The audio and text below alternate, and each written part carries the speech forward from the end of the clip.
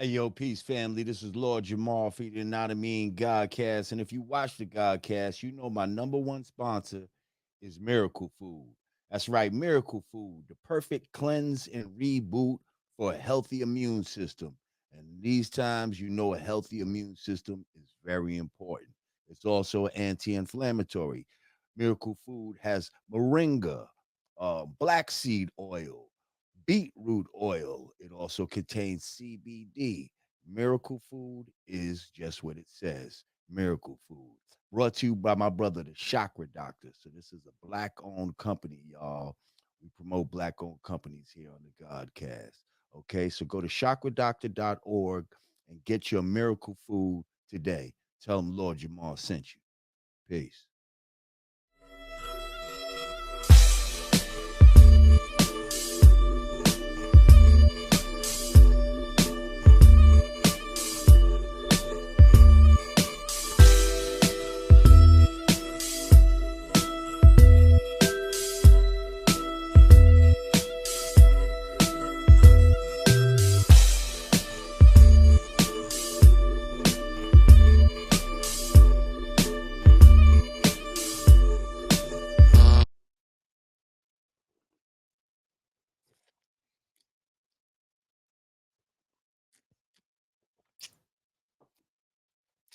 Breaking news. To my understanding that Shock G of Digital Underground has just passed away.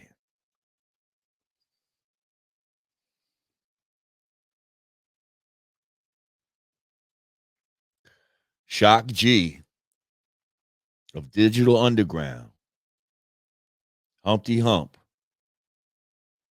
has just passed away.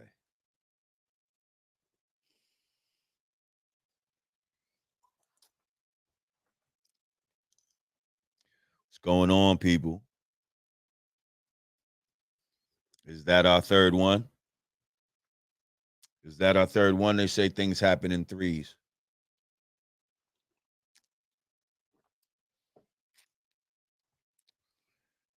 Rest in peace, DMX.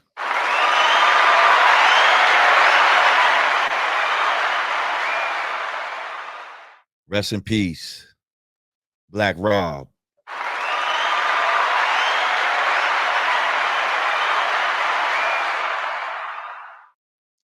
And now rest in peace to the brother, Shock G.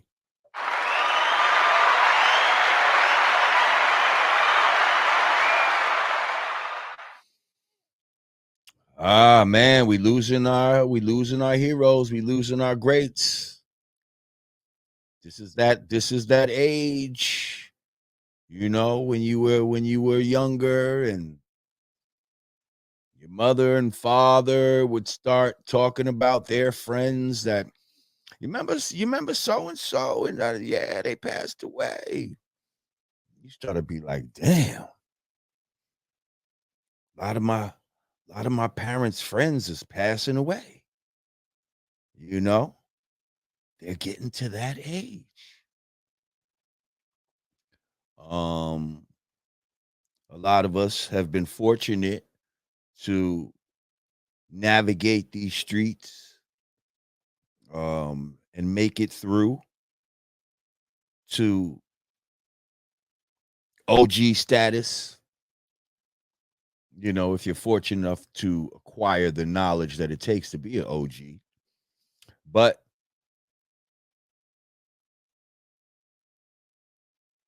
so we navigate through the streets without getting stabbed, shot, cut, basically by surviving, and then we get into the later parts of our lives only to let, our health a lot of times take us out. I don't know how the brother passed. Um, I'm just going by his age range. Um, wow. That's a blow to hip hop, you know, blow to hip hop history.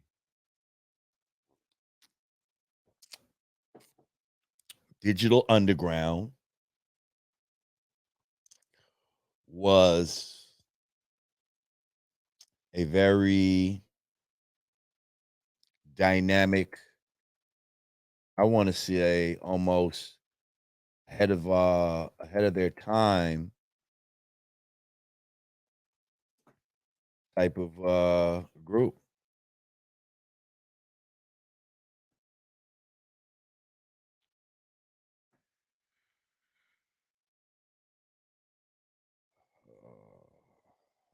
Let's see. So Shock G's government name is Gregory Jacobs. Shock G, professionally known, Greg Jacobs, professionally known as Shock G, and his alter ego, Humpty Hump. Mm. I mean, this was the man that was responsible for bringing us Tupac Shakur.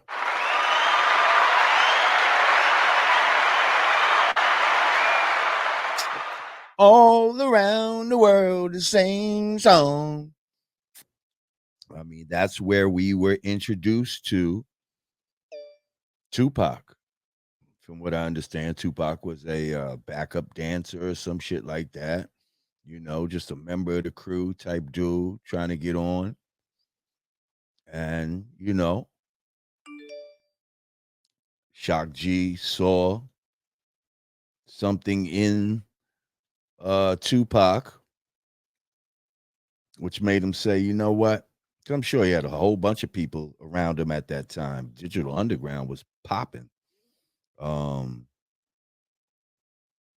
but he saw something in Tupac and said, you know what? Come get on the joint. You know what I mean? Come get on the joint with us. And we're gonna help launch your career.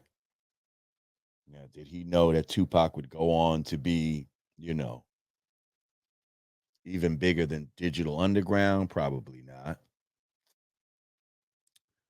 But that's what ended up happening.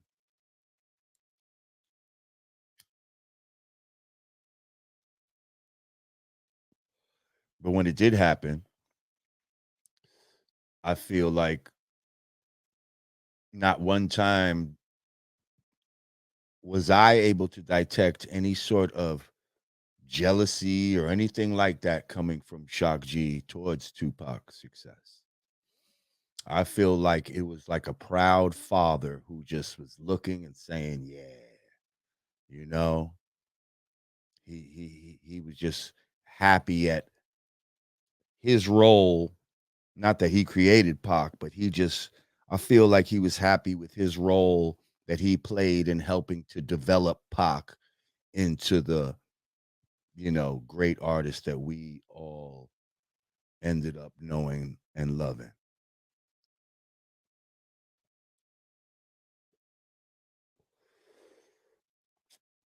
Shock G. Wow.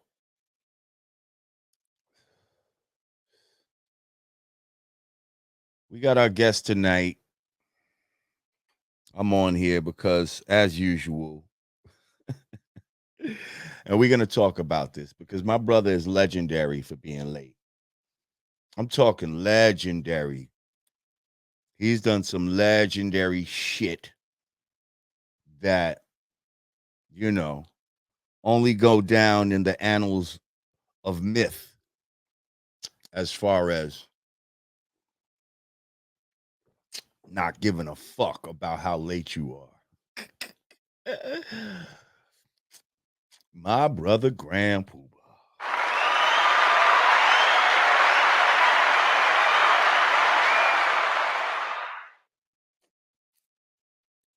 I know he's trying to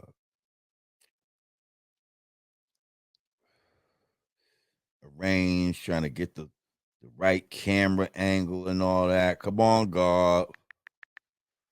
Let's do this. Let's go. I'm sure he got a digital underground story, a Humpty Hump story. I remember back in the day, There was this spot called Powerhouse in the city. I feel like it was on 26th Street or some shit like that. I forget. It was in the 20s, I think. Or maybe was Powerhouse the old Union Square? I don't know. Anyway, they used to throw parties in there. And I remember your man, Humpty Hump, had a show in there one time.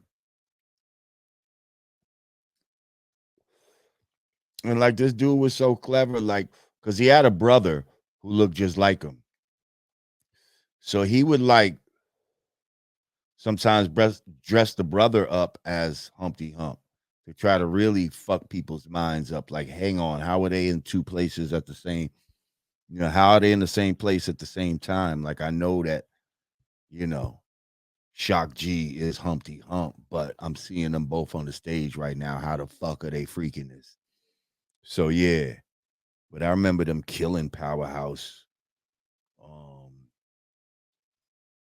in New York with that fucking Humpty Dance shit because that was just a man when that Humpty Dance came out, that was just a universal murder record. Like that shit was just so fucking hot. Like everybody, when that shit came on from New York to Cali to fucking overseas, like that shit made everybody get up. Like for real, for real. Let's give that a round of applause.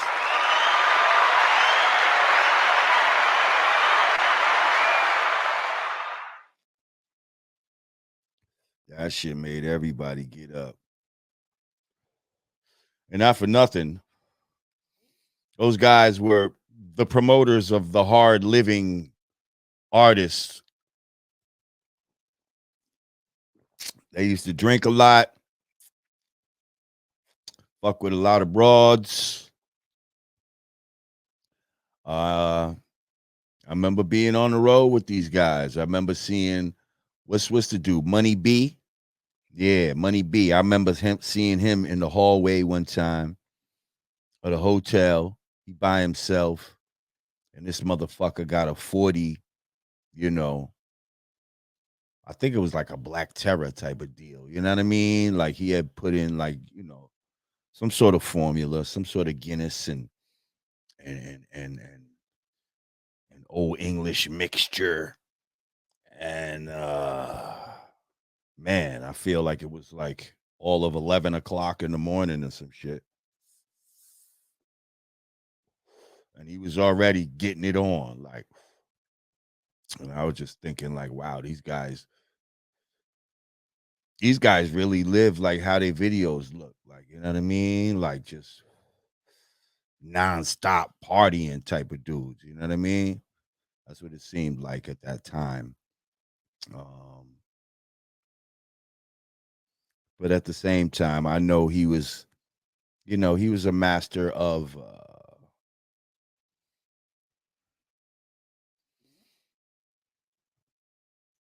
creating an illusion. I want to say, like, just of making personas and shit like that. I think he was very keen and aware of shit like that. If I'm not mistaken, the man played several instruments. If I'm not mistaken, yes, he's a musician, rapper, lead vocalist. Shit, the word digital underground fucking was kind of ahead of its time if you think about it. Like, who was talking about anything digital when they came out? Like, most of the shit, even though things were turning digital, everybody was still on an analog type of vibe. I'm not saying digital is better. I'm just saying that they were early with promoting the whole digital shit. It says that he grew up. He's from the East Coast. He lived in the East Coast with his family, and eventually settled in Tampa, Florida. He was a drummer. In 1978, he won the Most Talented Trophy at Gecko Junior High School. Relocated to Queens, New York, where his parents divorced. He traded in his drums for a set of turntables and discovered hip hop. The art form was still underground. He was mentored in the craft by his cousin, Renee Negron, aka DJ Stretch, and their close friend, Sean Trone, aka MC Shati, of the parody rap group No Face. Oh, I think I remember this group, No Face, who suggested Greg use the name Shag G. Jacobs liked the idea, but mistakenly thought his friend said Shock G and began using that name instead. After returning to Tampa less than 2 years later, he dropped out of Chamberlain High School to form the Master Blasters, a mobile DJ crew which featured 3 DJs and 4 MCs at its height. They performed at parties and also for crowds at riverfront parks, outdoor Sunday gatherings, eventually capturing the interest of Tony Stone, a program director at WTMP Radio, which was the city's premier R&B radio station. Tony offered Jacobs, who was 16 at the time, a job DJing on the air for a short time as Gregory Racker. He was the youngest radio personality in Central Florida with a regular time slot. After being fired for playing the 15-minute long version of Not Just Knee Deep by Funkadelic in a 5-minute time slot, and also after tensions with his father escalated, Jacobs found himself backpacking the United States for a few years. Whoa.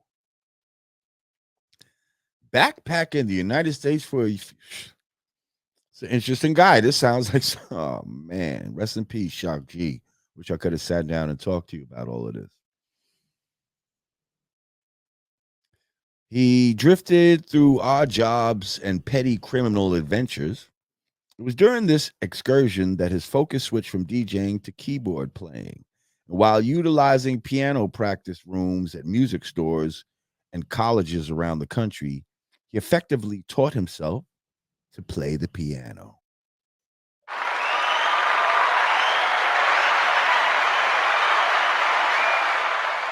Deciding to pursue music seriously, he returned home, quickly obtained a diploma, and began attending Hillsborough Community College, where he studied music theory under Jim Berg and piano under Patricia J. Trice. It was there at HCC that he met and formed a bond with Kenneth Waters, and the two began performing together under various names, including the Chill Factor and also the Four Horsemen, which included MC Scooby D and the MD Dazzling Doc P, who had recently moved to Tampa from the Bronx, hip hop's birthplace.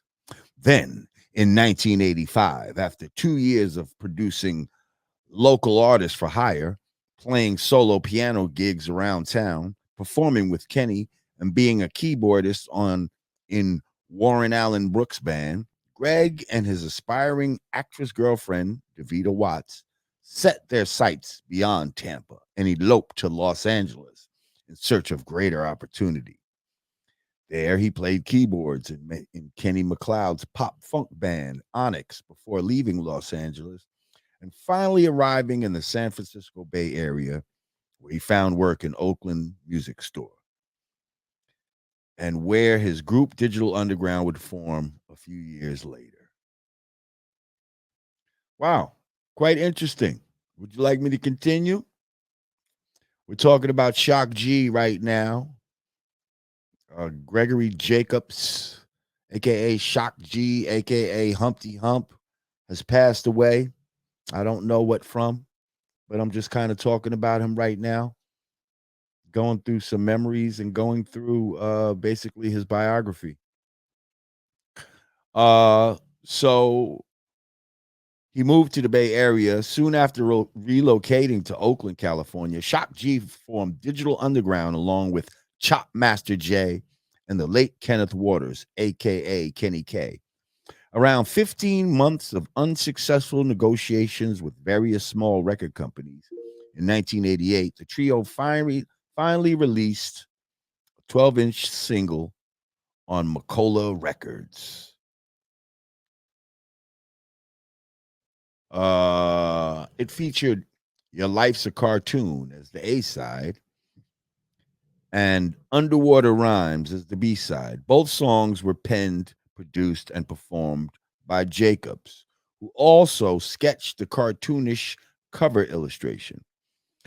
The record included the logo for Digital Underground startup label TNT, as well as Macola's logo.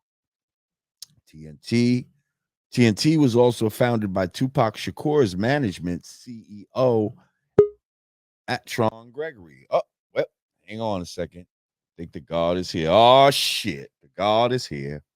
Hang on. I'm going to bring him in right now. Ladies and gentlemen, my guest has arrived. This is a moment that a lot of people have been waiting for. We about to make it happen right here, right now. Man, it's a pleasure to welcome the God himself, my mentor, okay? My brother, Grand Puba. What's good, God? I'm getting this camera thing backwards. I'm trying to figure this out, like, get the Okay. and all of that. I don't know nothing about this. Nah, you good. You wanna, okay, just get it where it's you don't want that light above you. Yeah. Okay. Headroom and shit. Yeah, there you go. Boom, boom. There you go. Peace. Peace, God.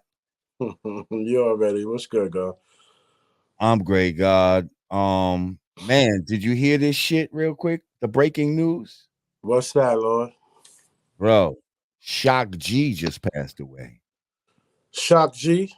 Humpty Hump, God. The one that puts in your panties? Get out of here, Lord. The one what was that about? In her panties. Huh? What was that about, Lord? I don't know. I'm just hearing it just now. It's all over IG and shit like that. Like, if you look, it's mad like RIP, Shock G. I don't know what happened. Yeah, so I ain't even no sense like that.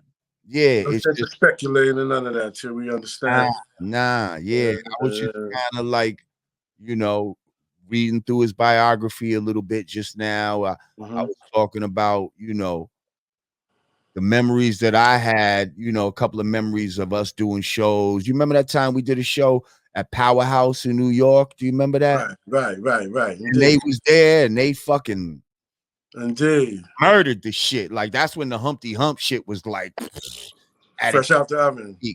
And hell yeah. And they came, and not many groups at that time could come to New York and like rip some shit. You know what I mean? Like, but they did it. Word. Yeah, that's crazy, man. It's like a snowball rolling down the hill, man. Yo, they say things happen in threes. Rest in peace, DMX. Rest in peace, Black yes, Rob. And now rest in peace, Shock G, Greg Jacobs. All good brothers too, man. Yeah, man. And it's like this is our era, and it's like, some of us, a lot of us, we did some hard living, when we was younger. You know what I mean? Like, if you look at a group like Digital Underground, they were known for like excess and all of that type of shit. Right. Again, I don't know how he passed and all of that. I'm just going by, right now, these are brothers that's in their 50s and all of that, and we're all in their 50s and our 50s. And I remember when I was younger, this seemed like the age where my parents friends started dropping off and shit, where Right, you would hear your parents' friends be like, yo, you remember this one? Yeah, she passed away. He passed away. And then you started thinking like, damn, like my mom's, my pops is at that age where a lot of their friends is just dying. Like, you know what I mean? Like, Facts. and at some point we're going to get to be that age. And it feels like we're at that age right now. Hey, man. And Take every day as a blessing, man. And yeah, because remember when we was little, God, we was teenagers, we thought 30 was old. Like, you know what I mean? So right. it's like, I remember being in elementary school and saying when the year 2020 comes, it's going to be cars flying and all We types all of, you thought know that. what I mean? But it was going to be some jets and shit. And a Exactly. little bit it is, but a lot, it's not the way we thought. But I mean, there are moving sidewalks and shit when you go to the airport and shit like that. Like a lot of that shit they did, talking to people through TVs and shit like that, like we're doing What we're right doing now. right now, like, You know what I mean? Like what we're doing right now, let's make no mistake about it, is some Jetson type of shit from when we exactly, was bro. young. Like Exactly. they got watches where you can, you know what I mean? Dick Well, Tracy type of shit. Like man, fucking crazy. that's crazy, man. There's a lot of crazy shit going on right now. You already know, God. I mean, all that aside, bro, you already know what it is, man. We build, Right. Well, first of all, I want to thank you for joining me tonight. Okay. I know you and I think similar on a lot of things.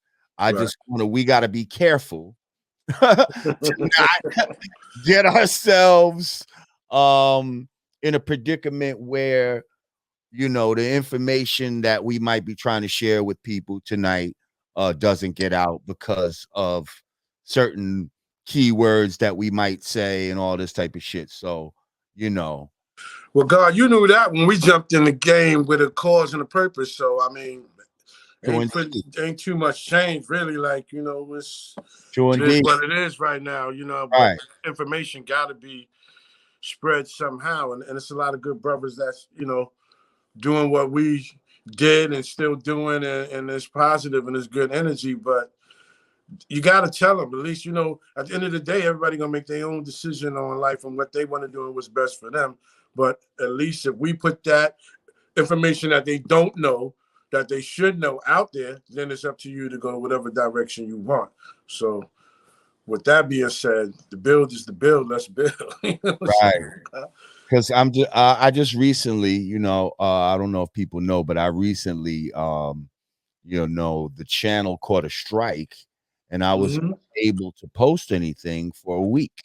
And I'm not going to say why we caught the strike, but it's because of speaking about some things that are going on in the world. We'll get to that later. But listen, let's get to let's start from the beginning. Let's Okay. go to the foundation because I think your hip hop knowledge that you have is very valuable. I don't think people know really where you come from Right. as far as this hip hop shit is concerned. And I just want to put certain things in perspective. So Okay. tell me about growing up, Projects New Rochelle. Like, when are you first really exposed to what you feel what becomes hip hop, and how do you start fucking with it? Like, how does that whole process start? It's a good question. If my memory serves me correctly, it started from the foundation, like basically the brothers who pretty much pioneered this. Like, we used to get cassette tapes of performances like Harlem World, T Connection, Autobahn. Like, a brother used to come through and bless us with the cassettes. And at that point, you got to understand, there was no hip hop. Like, this is how we learning about it. It's not on No. TV. It's not on the radio. And what year would you say this is? Like I'm gonna say, 78? ooh, it was in the 70s, late 70s. Had to be the late 70s, 78, 79. Mm-hmm. And then on top of that, there's a brother from Edenwald Projects by the name of DST. I know some people, older heads, are familiar with him. He won a Grammy with Herbie Hancock. He was he's been on our show. His name is DXT now. He DST, yep. DXT. But yes. X with an X for unknown. Correct. Yeah, okay. All right, well, yeah, that brother right there, he basically brought the hip-hop movement to the town. To Westchester, to Nourishell. To Westchester, to my boys club specifically, Remington Boys Club. Facts. That's where we came up at. That's where we played ball. That's where we did everything at. But he gave jams in there, and that's the first time I seen the cutting, the spinning back and forth, the mic, echo chamber, and then the breakdancer. Because I was a b-boy too. You know what I'm saying? Right. Like I was a b-boy, hip hop straight to the core from day one. You know what I mean? But early on, receiving cassette tapes, like I said, Breakout Crew was one of the first cassettes that I had. Then, of course, later on, the Cold Crush. Who else was out there? Flash, Furious 5. I mean, I have Funky 4 3, all of them joints. Yeah, all everything down the line. You know, the Busy Bee. Exactly. So that was my introduction, basically. And me and my cousin, Doctor Who, my blood, first cousin, we was doing it. That's where it started. You know what I'm saying? Then saying rhymes, then writing rhymes, then doing routines. You know what I mean? Because like I said, everything we were learning from the cats who started it. You know what I'm saying? Right. So we pretty much basically mimic what they was doing, but put our own twist like you do when you get into something and you create your own style, like, you know what I mean? But that was it. Like DST played a big part, you know? Right. And the beginning, and then, like I said, the founding fathers of this game, like, you know, so we were first generation after them, like, basically, you know what I mean? We were the first, like, to learn from the first, basically. And when did you realize that you had a knack for this shit? Like, when did you realize, like, oh shit, like, I'm kind of nice. Like niggas is liking what I'm saying. Like. Well, like everything, it starts in the hood first. You know what I'm saying? We started making our own cassettes and all that. Like we was pretty much the only cats in the projects really at that time doing that and all that. Really in Nourishell. Fuck the projects in Nourishell. Yeah, that's what I'm talking about. In your tape was getting around Nourishell is what you can put your ads to time. Yep. But once you know you start buzzing in the hood, then it starts to spread. You know, like you said, spread it throughout the whole town, and then we became, you know, popular in the town over, like Mount Vernon, and you know what I mean? We just were getting bigger and bigger. Then we started doing the club jams. I started DJing as well, and then we're gonna get to that shit because that's some funny shit. How we met. That's how we met. You right, know what I'm saying? You know, I was in the project. In the projects, had my shit outside, and one of my turntables broke, and I'm like, damn. We need another turntable. And I forgot who it was. They said, yo, I know somebody got a turntable. And they went and got him, and it was you. And that's how we met. You know what I'm saying? You and brought by your that time, turntable to the hood. You was already a legend in the town. You see what I'm saying? Because you was making, like, I remember going to my man LJ. He was a DJ around my age. You know what I mean? Because we're a little separated, a couple of years separated in age. You're a little bit older than me. So I remember sleeping over my man LJ's crib, like bringing the equipment to his crib, having parties in his crib. And I remember he had a flyer taped on the wall, and it was of you. It said Grand Puba Maxwell, you know, performing at the boys club. And it was like, you know, but it was one of a few other flyers that was up there. But it was like, the fact that he had you taped up to his wall like that was crazy. Like that made you a celebrity immediately in my eyes, like, you know what I mean? Well, And then, so before y'all even, well, I don't want to even go too far, but y'all end up making a record before the records that we know, right. the record Crime. Let's talk First about record. That was the first record. how did you, because when we found out, like, holy shit, you know, these dudes is from New Row, and like, this is a hip hop record, and yo, we was just, our minds was blown in a way, but it was inspirational. So how did that even fall Well, into your lap?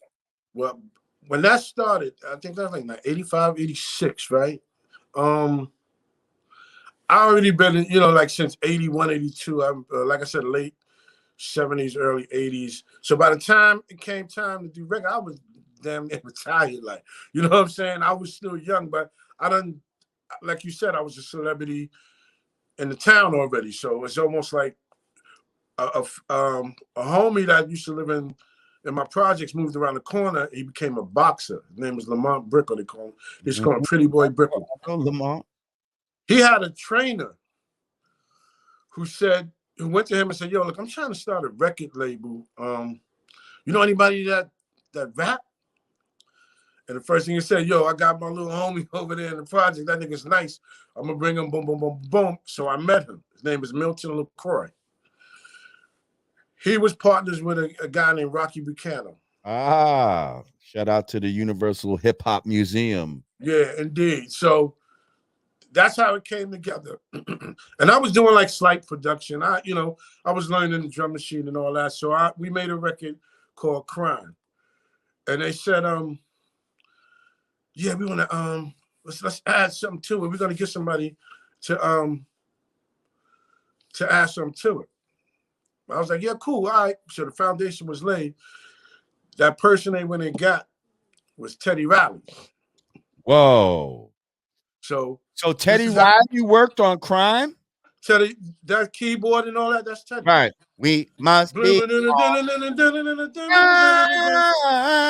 Teddy Riley, bro. Must be on Crime. Yep. Wow. Because when I first did the beat, this is the funny shit. When I first made the beat, I had just a drum beat, and I just had the bam, bam, bam, bam, bam, bam, bam, bam.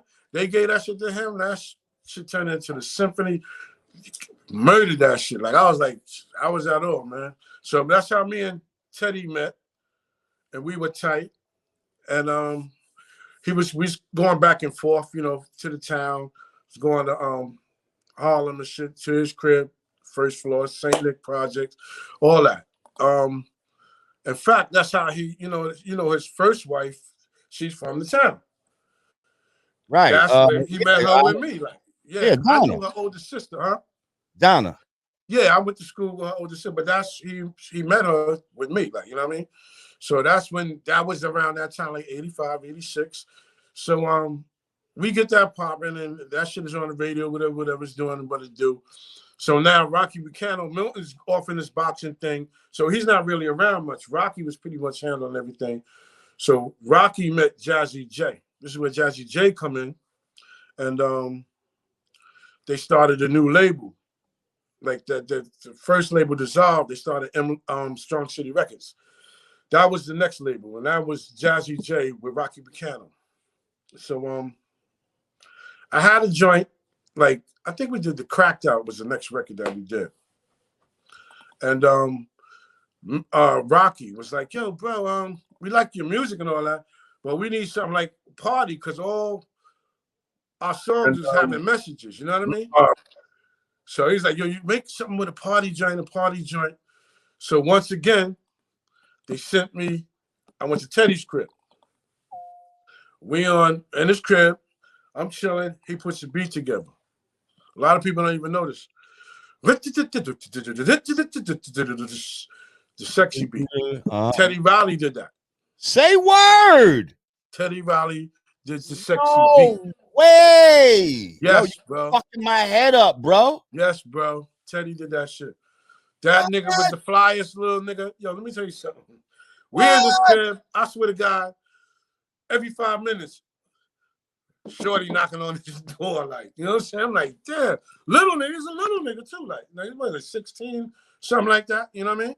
Fly nigga. Put the beat together. Took the beat back. And this is one thing I always regret. We lost the beat. The beat got erased somehow. Teddy was nowhere to be found. We had to go to the studio. I had to recreate the beat that Teddy did. Now, the Sexy As You Know It, right. It was cool and all that, but I'm telling you, it was a shell of what he did, but it ain't what he did. It was similar, but this nigga swing that he had, the original beat, it was the same type of patterns. So you saying the Sexy that we know is not the Teddy Riley version? Nah, it was a repeat of Teddy because his version got lost. Right. So I had to play the shit over. Right. I made up the bass line. I played the bass line. That's the only thing I did, but that beat was his. But I'm telling you, the way his shit was swinging, would have more energy, right. Crazier. Like, I just got it done. Like, you know what I'm saying? Wow. But the way he had that shit was, it kind of was a little faster. So, I mean, the way that I did it fit the pocket of what I was trying to do. Because I always was under the impression that you made the Sexy beat. No, I did the Cracked Out. And I played the bass line on Sexy. Cracked Out was, but the drums was too. Yeah, man. Both of those records was fucking phenomenal. And you know, I had the privilege of being the little nigga at that time that was rolling with the crew. It's fact. You know what I mean? Like you gave me my first taste of that hip hop life. Like you used to bring me to all these fucking shows. I remember going up to Boston. You know what I mean? I fucking remember you took me to the shit. What was that shit on in the Bronx? 371. 371. And fucking we chilling with BDP and fucking Boy George and all these type of niggas. Yeah. Stetson. What? Yeah.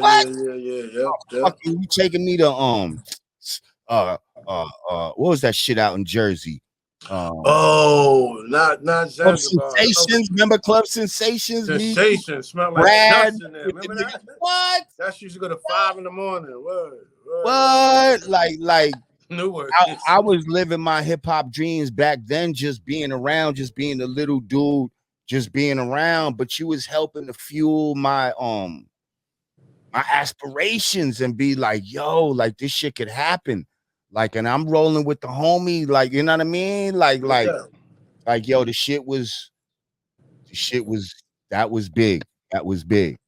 You know what I mean? That life, man.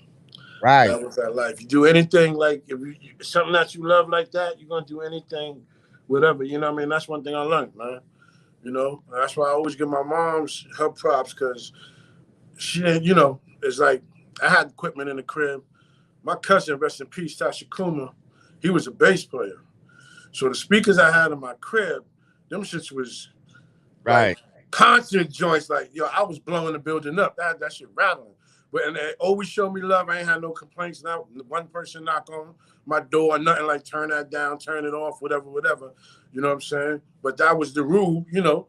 When Miss Kyle have a party, they wild across the hall, gotta rock. Like, you know what I'm saying? They out there arguing, ready to cut each other. Yo, loud music. I became a victim. You know, come on in here, baby. You know, I'm good. You know what I'm saying? That was it. Like, and that, you know, let us be creative. You know what I'm saying? And let us do what we had to do. And my mom's always just let that ride. Like, you know what I'm saying? So that was it, bro. You know? How did you meet so many like hip hop, like famous, like just legends? Like before, I don't know. It just seemed like you knew mad motherfuckers. Like, you know what I mean? Like that was probably being in Nerd Jail. It was like that seemed like kind of hard to do. How did you come up with your lot of? When I went to school, I went to ELC in Harlem. You know what I'm saying? I was riding the train every day. You know what I'm saying? My man's in them I used to run with. I don't want to get into all of that. Like that's a whole nother, you know what I'm saying? But we used to do things, and yeah, I just used to be around. Like, you know, I used to love music, like, and wherever it took me, that's where I was at. Like, you know what I'm saying? Facts. That was it. Like, I don't care where we had to go. You know what I'm saying? Facts. So at some point you're working with this young god from Nerd Shell and shit. Mm-hmm. Young little fly nigga and shit, you know. It's the live spot. Sexy Yeah, J. okay, That was the okay. sexy Lord Jamar. Okay, it's the live spot. I had a joint called the Oh. live spot. First of all, yeah, let's talk about that real quick. Not even Mm-hmm. just the live spot, but I want to talk about how, because I call you my mentor, right? And Mm-hmm. and the reason being is because I learned a lot of hip hop shit from you. Like you taught me how to sample, like Right. how to hear the sample. You Right. see what I'm saying? Like there's a talent in listening to a record and saying that's the magic piece right there. Yeah. You know what I mean? That's the magic piece that if we make that loop and all that, that's gonna make a fucking whole body of music type of shit. Right. And you're the one that up in Billy Brickle's crib, Mm-hmm. okay, the nigga that used to front on us sometimes. We say we got a session, but then he's not there like when we're supposed to be, and we don't know where this motherfucker at. But Yeah, finally, but he definitely looked out though. You know what I'm saying? no, he definitely did. He definitely did. He He just did used his to get on my part. nerves sometimes because, you know, I'm young and hungry and you Anxious. You yeah, know, and I'm anxious. And don't that's what tell it me is. that we got a session at this time and then you just not there. And I'm the type, you know, I would stand out his crib like 2-3 hours waiting for Mm-hmm. the nigga, and he'll never come home. And then I'm pissed that I waited that long. You understand what I'm saying? But like I always tell people, sometimes you got to be a sucker for your dreams. Like, you know what I mean? Like Yeah. you gotta, you gotta do certain shit in order to, you know, Nah. You don't ever compromise. You got to be patient. That's what it is. Like well, that's being that patient eagerness. sometimes could be considered being being a sucker. Like, you know what I mean? Because sometimes you Nah. would. Sucker shit. Sucker shit to me. I'm not gonna do no sucker shit to do. You know what I mean? Like you're not gonna, yo, my nigga, we not doing like you know what I mean? That's totally different. But like waiting to get in that to do something that you love to do, and it might not be intentional on their part. You know what I'm saying? So being that you Yeah, might have to wait, like, come I on, just God, you feel know I like, used to go through that with certain situations, and you like oh, I'm just what I'm saying. I used to wait for you for a lot of shit. But exactly, bro. I'm just saying, like, when a motherfucker tell you something and then it's something else, it's like, Yeah, and that's not being a sucker. you're used to coming from a type of situation where if a nigga front on you and tell you some shit, then you approaching them and all this type of shit. Like, yo, bro, don't be telling me you gonna, you know what I mean? But now you can't do that. So you gotta kind of hold your tongue. And for some people, that's being you take that as being a sucker in a way. You know what I mean? Like, damn, because I would have said something normally, but I didn't say nothing because I knew it would have fucked my shit up. But But sometimes uh, not saying nothing is no. always the best thing, especially when you get the job done or you accomplish what it is you need to accomplish. Like, And that's what ended up happening. Like, you know what I yeah, mean? But anyway, when we did the live spot, that was some shit where like I feel like, okay, I found a sample or whatever. Like he taught me how to listen to samples. And here right. I found a sample and let's loop this part and da da da da da. And so you started me on my production road, even though I wasn't like touching shit yet. Like Right. you just was showing me how to put all of this shit together because I ain't even fully understand that it was just putting pieces together. Like, you know what I Right. mean? Like, you got the kick. You know, I remember you used to say the foot. You used to call it a Right. foot a lot. You Right. know what I mean? Call a kick a Right. foot. And I used to think, are they two different things? Is a kick? Right. Foot? Right. You know what I mean? No Like doubt. No all doubt. of this shit is just new to you. Like, Yeah. um, but yeah, like I learned all of that shit just being around you and just watching you do your shit, like, you know what I mean? And niggas don't know how talented of a producer you are, like, you know what I mean? Like, Right. Grand Puba plays like with two hands type of shit on the keyboard type of shit. You know what I mean? Like I'm still on some one-handed shit. You know what I mean? Like, Because to me it was like, but this is funny shit. As long as you get the job done. But see, where I had my start, I don't know why, but I'm gonna tell you, I was the only nigga in the projects with a piano in my crib, in my projects. right, And I'm like, yo, what? Like my mom's had a piano in the crib.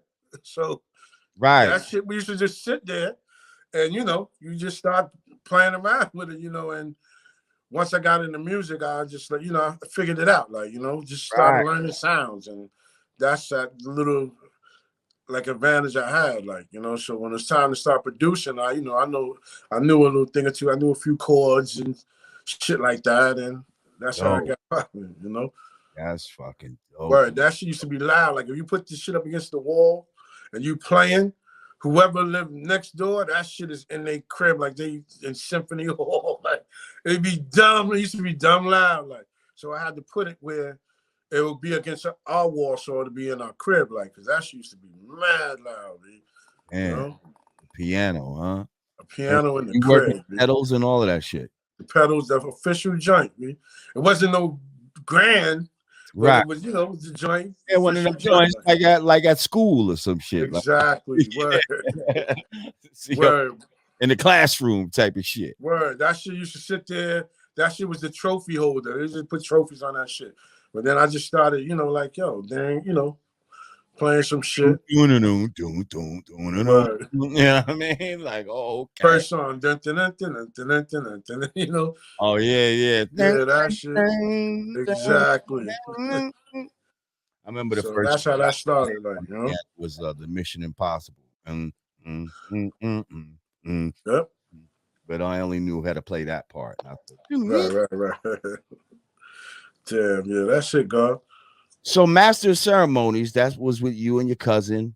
Got our Doctor Who. Yeah, nigga, you owe my cousin a fucking apology too, bro, before we even go back into that, man.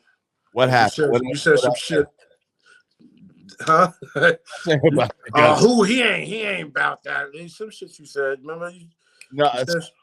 Here's what let me explain something to you about my cousin. Because I love that nigga's nice. Did you go play his bars right now? That he's official.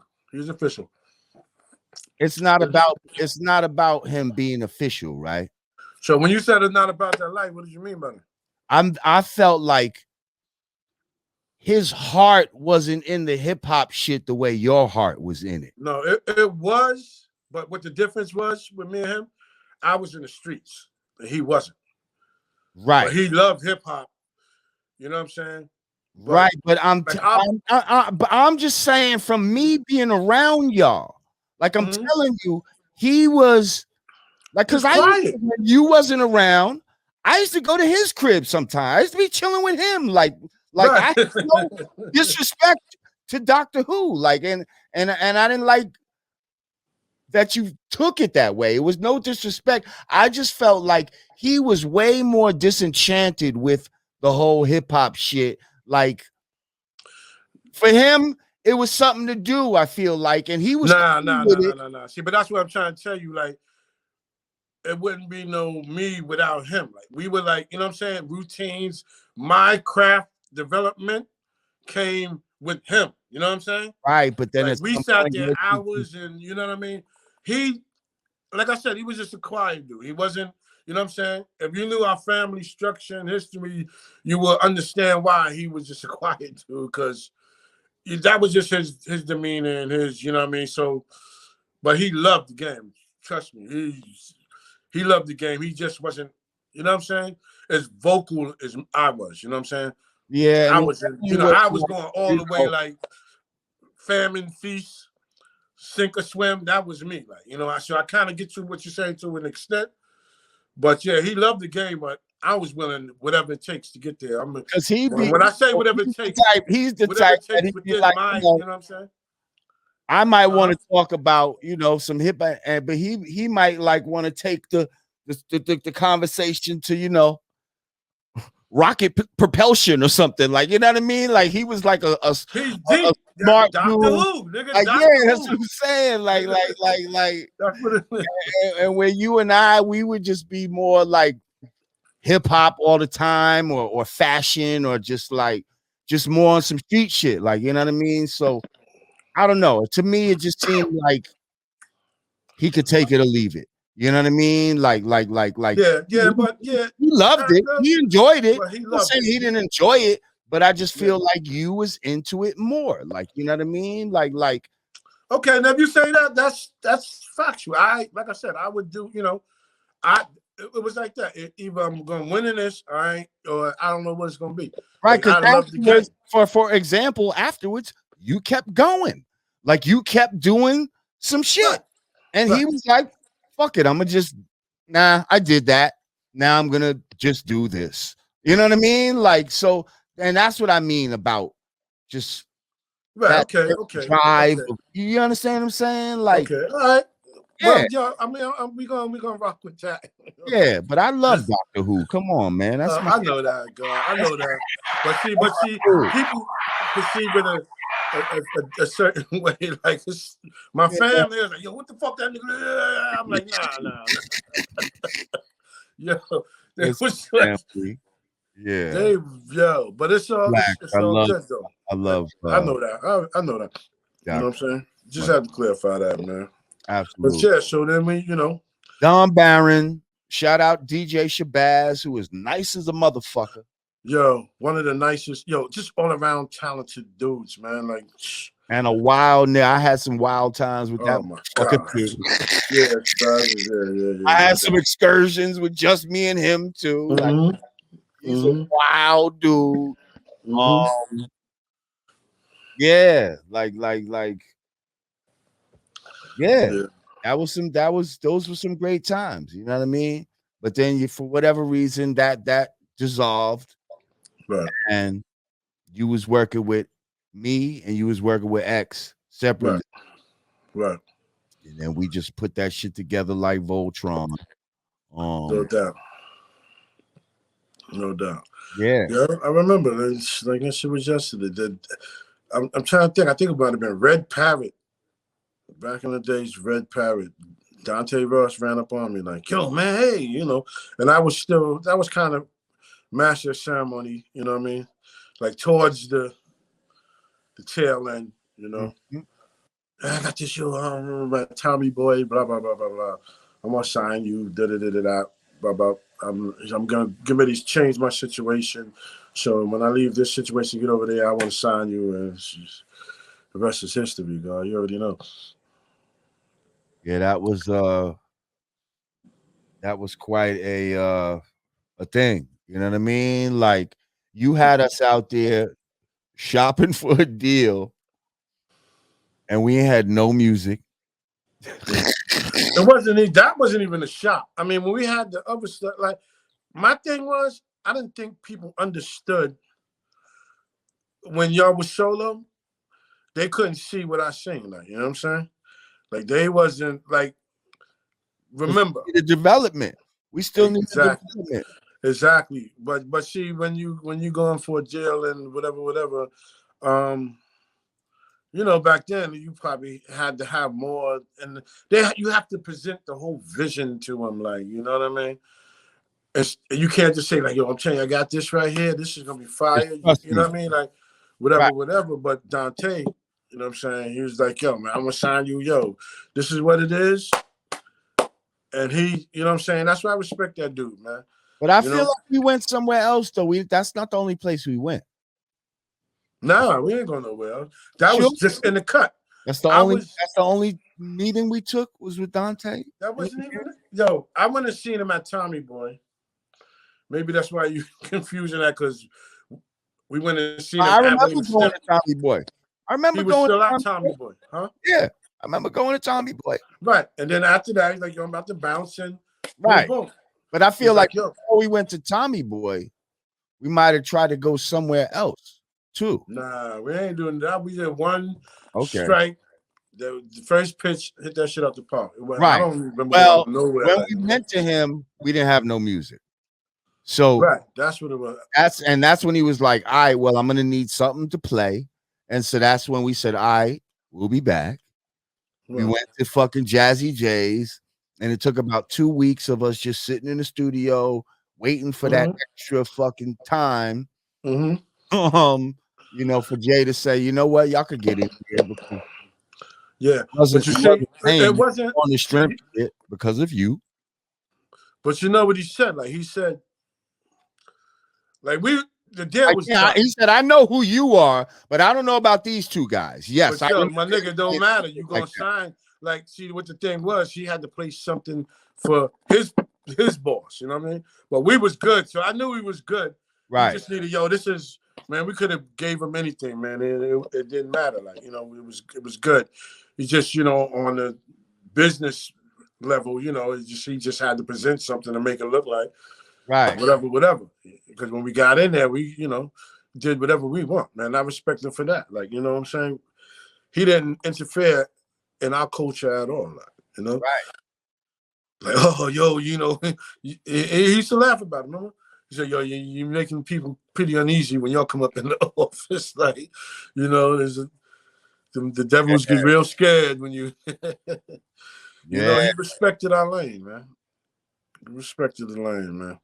I mean, when we came with the name, because we didn't have a name either when we was talking to him. Because after we came with the demo, it was like, all right, this is dope. So now what's the name?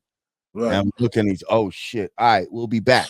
You know what I mean? Right. Back to Jazzy J's. Let's have a fucking naming session. You know what I mean? Right. Brand Came new. up with that shit in New Road, though. That was in New Road, I think, by the mall or somewhere. I feel like that was the Jazzy. Now, we certified that shit at the mall, bro. Like, yo, right outside where you sit right on the side, right on the side of Macy's. Okay, but we first started milling it over up at Jazzy J's, though. We started going over names, like coming up with a list of names. We probably decided at the mall, like, all right, that's gonna be it. Is this gonna be it? All right. Yeah. Cause I think it was only me and you there, huh? Randall. Well, see, I remember at the mall. I remember at the mall when it was just me and you. That's when it was kind of like deciding to do a group. That's what I remember. Well, I remember that happening in the mall, like, because I remember you being kind of like, damn, I'm not sure, you know what I mean? Like, should I do some solo shit? Like, you know what I mean? Because the shit, I was like, yo, bro, I'm telling you what would be dope. You know what I mean? You get fucking Derek X, man, we would be an ill group. He was like, he was looking like, yo, a light went off, like, yo, that would be dope. And I think that's what you're thinking of. Oh, you know what? Nah, because when I already had that the group concept in my mind, because I think when you was talking about we were shopping, I think I was shopping y'all, and niggas wasn't really understanding y'all, like, you know what I mean? And I was like, you know what, fuck it, I got this nigga that want to sign me, nigga, we good, you know what I'm saying? Y'all good. We just gonna rock out, do a group, and we gonna, you know what I'm saying, come up with a name and boom, boom, boom, boom, boom, and then that's what it was like, you know what I'm saying? Like, cause we was always like, once we solidified we was gonna do a group thing together, like, it was a done deal. Cause like I said, Dante was already in the bag, like, you know what I mean? From when I seen him at the whistling, like, he was like, nigga, I'm gonna sign you. You just please just wait. You know what I mean? He was on it. So I knew I wasn't worried about, you know what I'm saying? I was worried about more the fact that niggas wasn't really trying to understand y'all, you know what I'm saying? And I had a name, and nigga, I got the name, nigga, we good. And I knew that one for all out, that shit was gonna be what I set it out for it to be, or what I thought it was gonna be in my head, be play by play. I knew, even though it almost took a year for that shit to manifest. Exactly, bro. Yeah. From the time we took it out for it to really, because niggas wasn't even understanding that at first. Really, you know what pop off. Right. Yeah. And it was, I feel like it was a lot of people in the industry that helped make it pop off. Like, it was other artists that was like, yo, this shit is incredible. Have you heard this? Yeah. You know what I mean? I give a lot of credit to who? Clark Kent, man. Oh, definitely. DJ Clark Kent, boy. Shout out Clark Kent. Absolutely.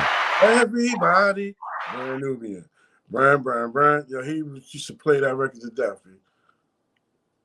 I remember the Feel So Good. There Yep. was those dudes that had the same beat that we had. Right. And they used to play their shit, and I used to swear it was ours, and I used to feel like, damn. And then one day they played their shit, and then they played our shit right after them niggas. Like, yep. From that day forward, they never played them niggas version again. I'm telling you, that's what happened, yo. Wow. I'm telling you, they never played their shit again. It was like our version took the place of that version of that beat. You know what I mean? In the mix. Like they didn't. I just remember Clark Kent, man. That nigga, oh my God, man. He made it happen, man. He definitely made that shit happen, man. And then it just started catching on, man. You know, a real turning point was when we did the Kilimanjaros. Yeah, that was a good look too. And shout out to Ralph McDaniels and Video Music. Well, that's my dog. Don't even bring Ralph up. We got to do another 2 hours, bro. You know what I'm saying? Because that's my brother, right? Like, because that's my day one, B. From Masters of Ceremony. Come on, man. Yeah, he was instrumental in really making us the shit in New York. Like making a lot of niggas. Right, but specifically, I'm talking about us right now. Like right, indeed so. That footage came out, and we was at Kilimanjaro's, and he put out One for All and Slow Down, and just all. And that shit that set us on fire because every fucking young hip hop kid in the tri-state area used to come home and watch fucking Video Music Box like a fucking addict. And we was playing our shit like on the daily, like for weeks. Like this shit was crazy. Like that was one of the main instrumental things that helped blow us up in this area, I'd say. Indeed, Crazy. Man. Crazy. Indeed. So now we on the lecture. Everything is good and all that. We do Wake Up. Right. We do Wake Up. And we get our first taste of censorship. We get our first taste of what a lot of y'all are tasting now. We get our first taste of censorship with our video. Nope. Would you like to explain what happened? I mean, you already know. Just be prepared, God. That's all. Wake Up. That was a song about. Well, I don't even think the lyrics bothered them. It was more of the image. It was the visuals, yes. That Fab Five Freddy, the director, came up with. I mean, it was brilliant what he came up with, though. Hell yeah. It was our truth. Basically, everything we were saying in the records, how, the devil, has us in these conditions. And we spoke about it. We spoke about drugs in the neighborhood, crack. You know what I'm saying? Poisoning our babies, lying who's God. You know what I'm saying? But the image of who we portrayed as the devil was a black man in white face with a blonde wig, horns, and blue eyes. Trying to symbolize and say that this is something that's within you. Like the devil is something that was manifested out of the black man. That's what we're trying to say by making the black man the one with the white face on. Exactly. But the way they and also the devil's a devil. God. That was my feeling too. Trying to say that the white man was in his whole society. Yes. So what happened was we Fab was working for MTV at the time. He shot the video. So a few weeks go by and we see him and we ask him, hey, bro, that video about to pop on MTV or how are we looking? And then that's when he hit us with it ain't looking good.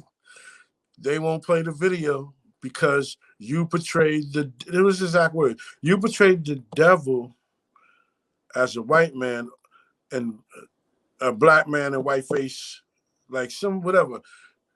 And we got tight. Like, what do you mean? Like, what? Look at you bugging. Like, y'all ain't gonna play the video. He said, hold up.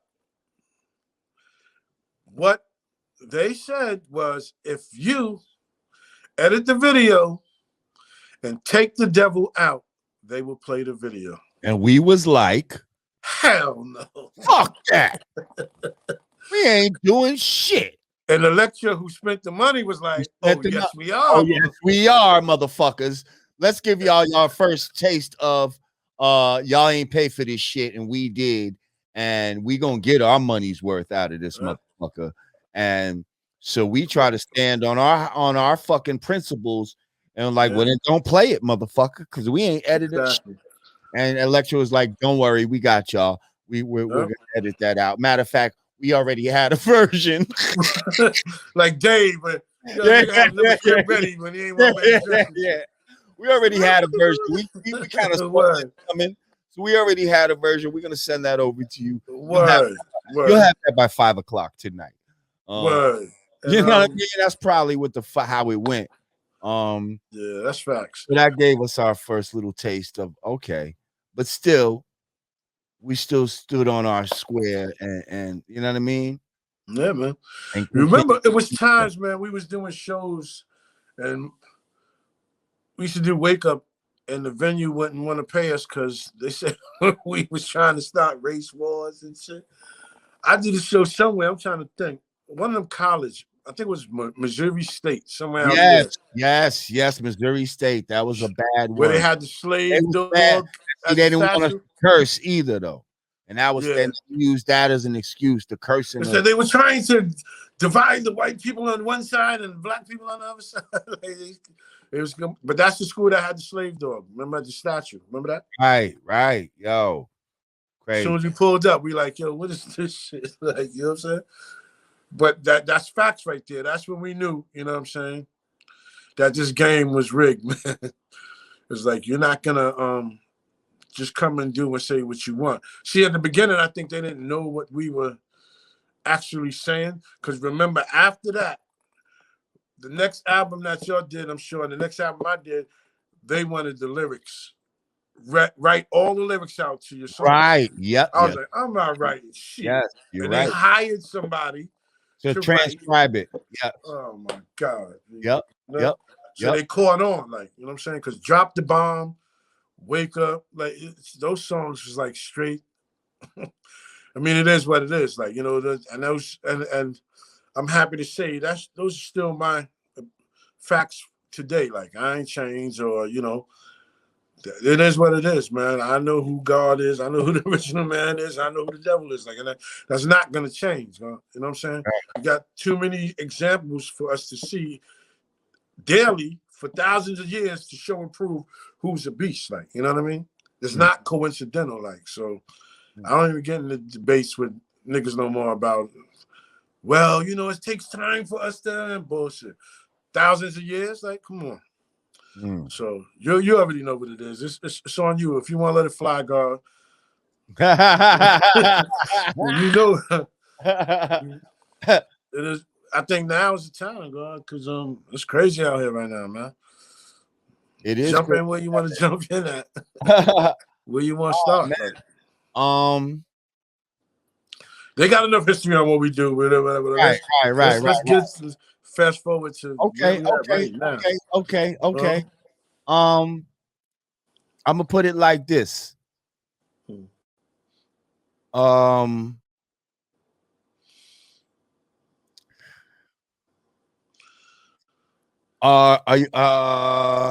here, God. Let me try to see how to word it. Hang on a second. Well, this is what I'm saying. Let them. Are you gonna take that thing, or are you gonna not take that thing? Say that again. Are you gonna take that thing, or are you gonna not take that thing? Only thing I'm taking is this, God. I already took one. You know what that was? What's that, God? That was a shot, God. A shot of what? Oh. What's that? Put it in there. Well, this one right here, you know, this is apple cider turmeric. I got like turmeric, apple cider, cayenne pepper. Yeah. So yeah, that's what I'm doing. Right. Okay. Or whatever. Ginger. You know how we've been doing Yeah. forever. Like, you know what I'm saying? Because Yes. I want to tell like even these young heads like when you play in this game, it's a lot of abuse on your body, like with the alcohol and all that. We used to do that shit every day for years and years and years. You gotta take a time out, like 3 months, whatever, a year, like fast, get your joint. You're gonna kill your kidneys, your liver. You're gonna have problems, like you know what I mean. So it was good to. I've been in the game for 30-something years, God. Imagine if I was drinking like every night, like it started with the old gold in the hood. You know what I'm saying? Every day at 40, bum, bum, bum, bum, bum. Getting the game is bum, bum, bum, bum. You gotta learn how to, you know what Remember I'm the saying? Shark Bar days? Come on, man. Come on, bro. You know? That was those were some So we gotta be mindful of that. Like you can't do that shit forever. Like, you know what I'm saying? no. It's not gonna last Some forever, people man. do though. I know some people that still, well, I don't Yeah, know since they this, rocking this out. whole shit been going, but they've been going every night. They go out every night. They drink every night. You know what I mean? And they've been doing it for years. Like that shit will take a fucking toll on you. Uh, God, we was doing that for years. And I'm telling you, it's to the point we start at 5 and we finish at 5. We don't stop till the lights come on. You know what I'm saying? And that's every day, every day. You know what I'm saying? That was it. But it got to be a time where you say like, yo, I got fall back, I got chill, I got, you know what I mean? You got to take breaks with that, man. You know what I'm saying? And I ain't gonna tell you like, that shit is like something that you should think about doing. That's something that you gotta do, like, you know what I mean? In order to maintain your life expectancy and live longer, man. Because you can't do that shit forever. You can do it for 20 years. You might be able to do it for 30 years. You know what I'm saying? But if you go out on that 40th year, you might could have lived for 50 or 60 more years. You know what I mean? You never know. Like, so it is what it is with that, man. We got to just be mindful of that. I just want to tell the youngins that, you know what I'm saying? Because I did that. You know what I mean? let me ask you something real quick. It came to my mind. Shit's starting to snap a little bit. Yeah, can it talk for a second? Your shit a little crunchy. I don't know if it's the Wi-Fi or something like that. Wait, your joint is echoing, though. Can you hear me good? Yeah, but it sounds real Okay. funny, fuzzy. Yeah, that's your shit is sounding fuzzy right now too. 1, 2. My battery about to die. Something else. Is it? Can you plug it in? Yeah. Hold on, give me a It might- second. I'm at the crib, so it's kind of updated. Let me figure out how I'm gonna do that. All right, here. I'll pull you out. If you're just joining me, we're talking with my brother Grand Puba. Oh man, we're going through some history. We're talking about just what's going on out here in the world. How he sees certain things.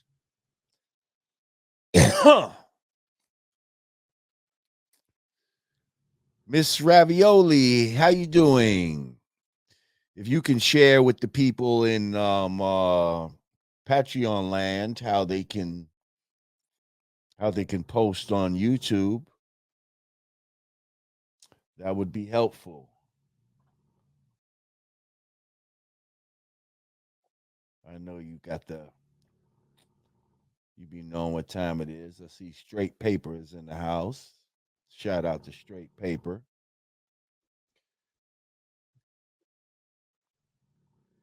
This is a Patreon exclusive.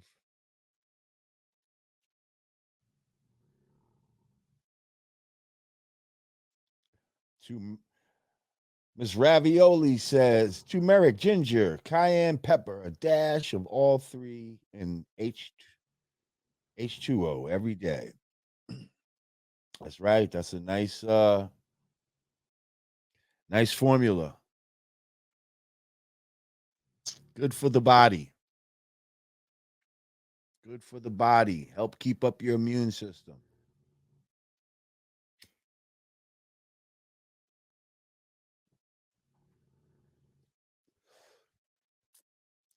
Plenty good things in this world to help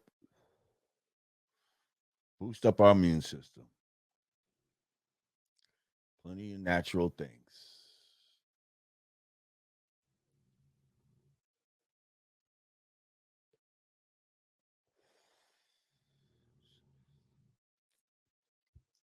Gonna let the God charge his phone back up. Started sounding a little crazy.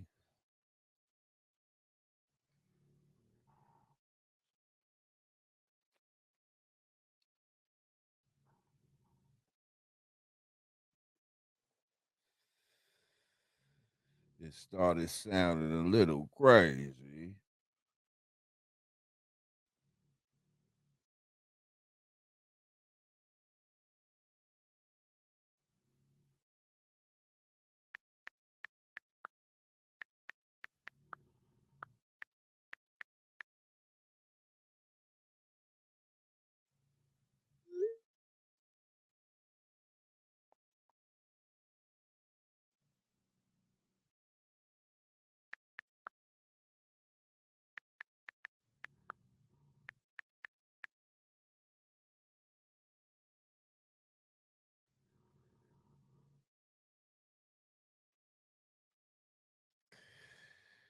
Yeah, so like I said, if you're just joining us, talking to Grand Puba,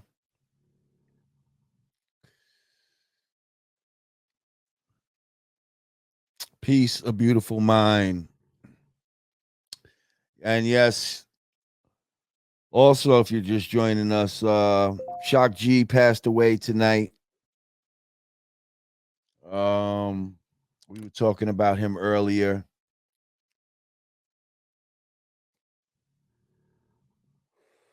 Rest in peace, Shock G.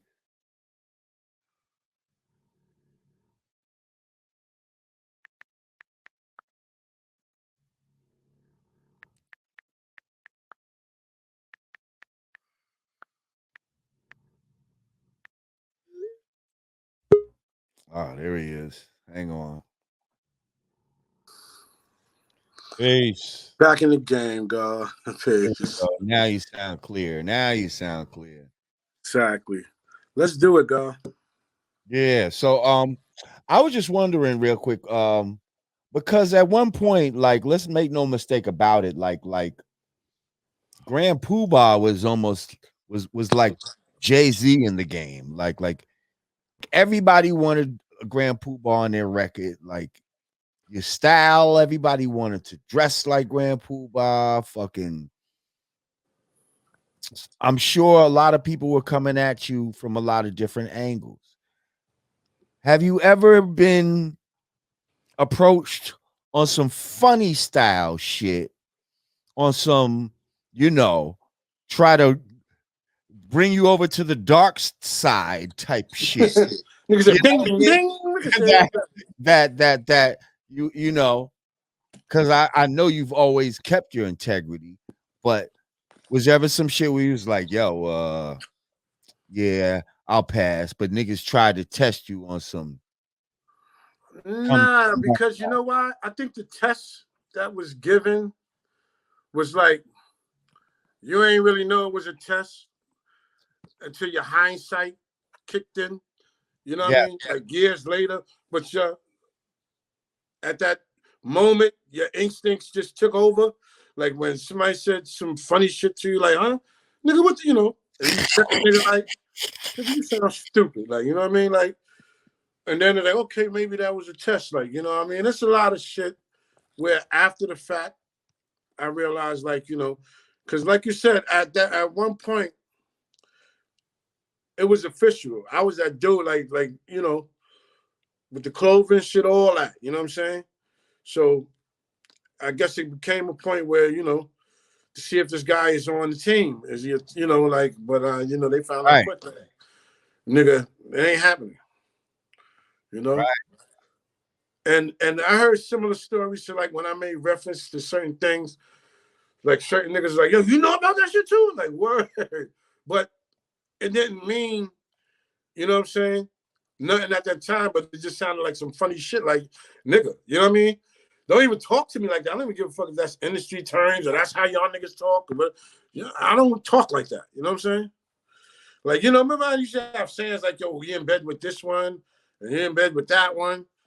And Right. When people talk like that, talk about I'm in bed with this one, huh?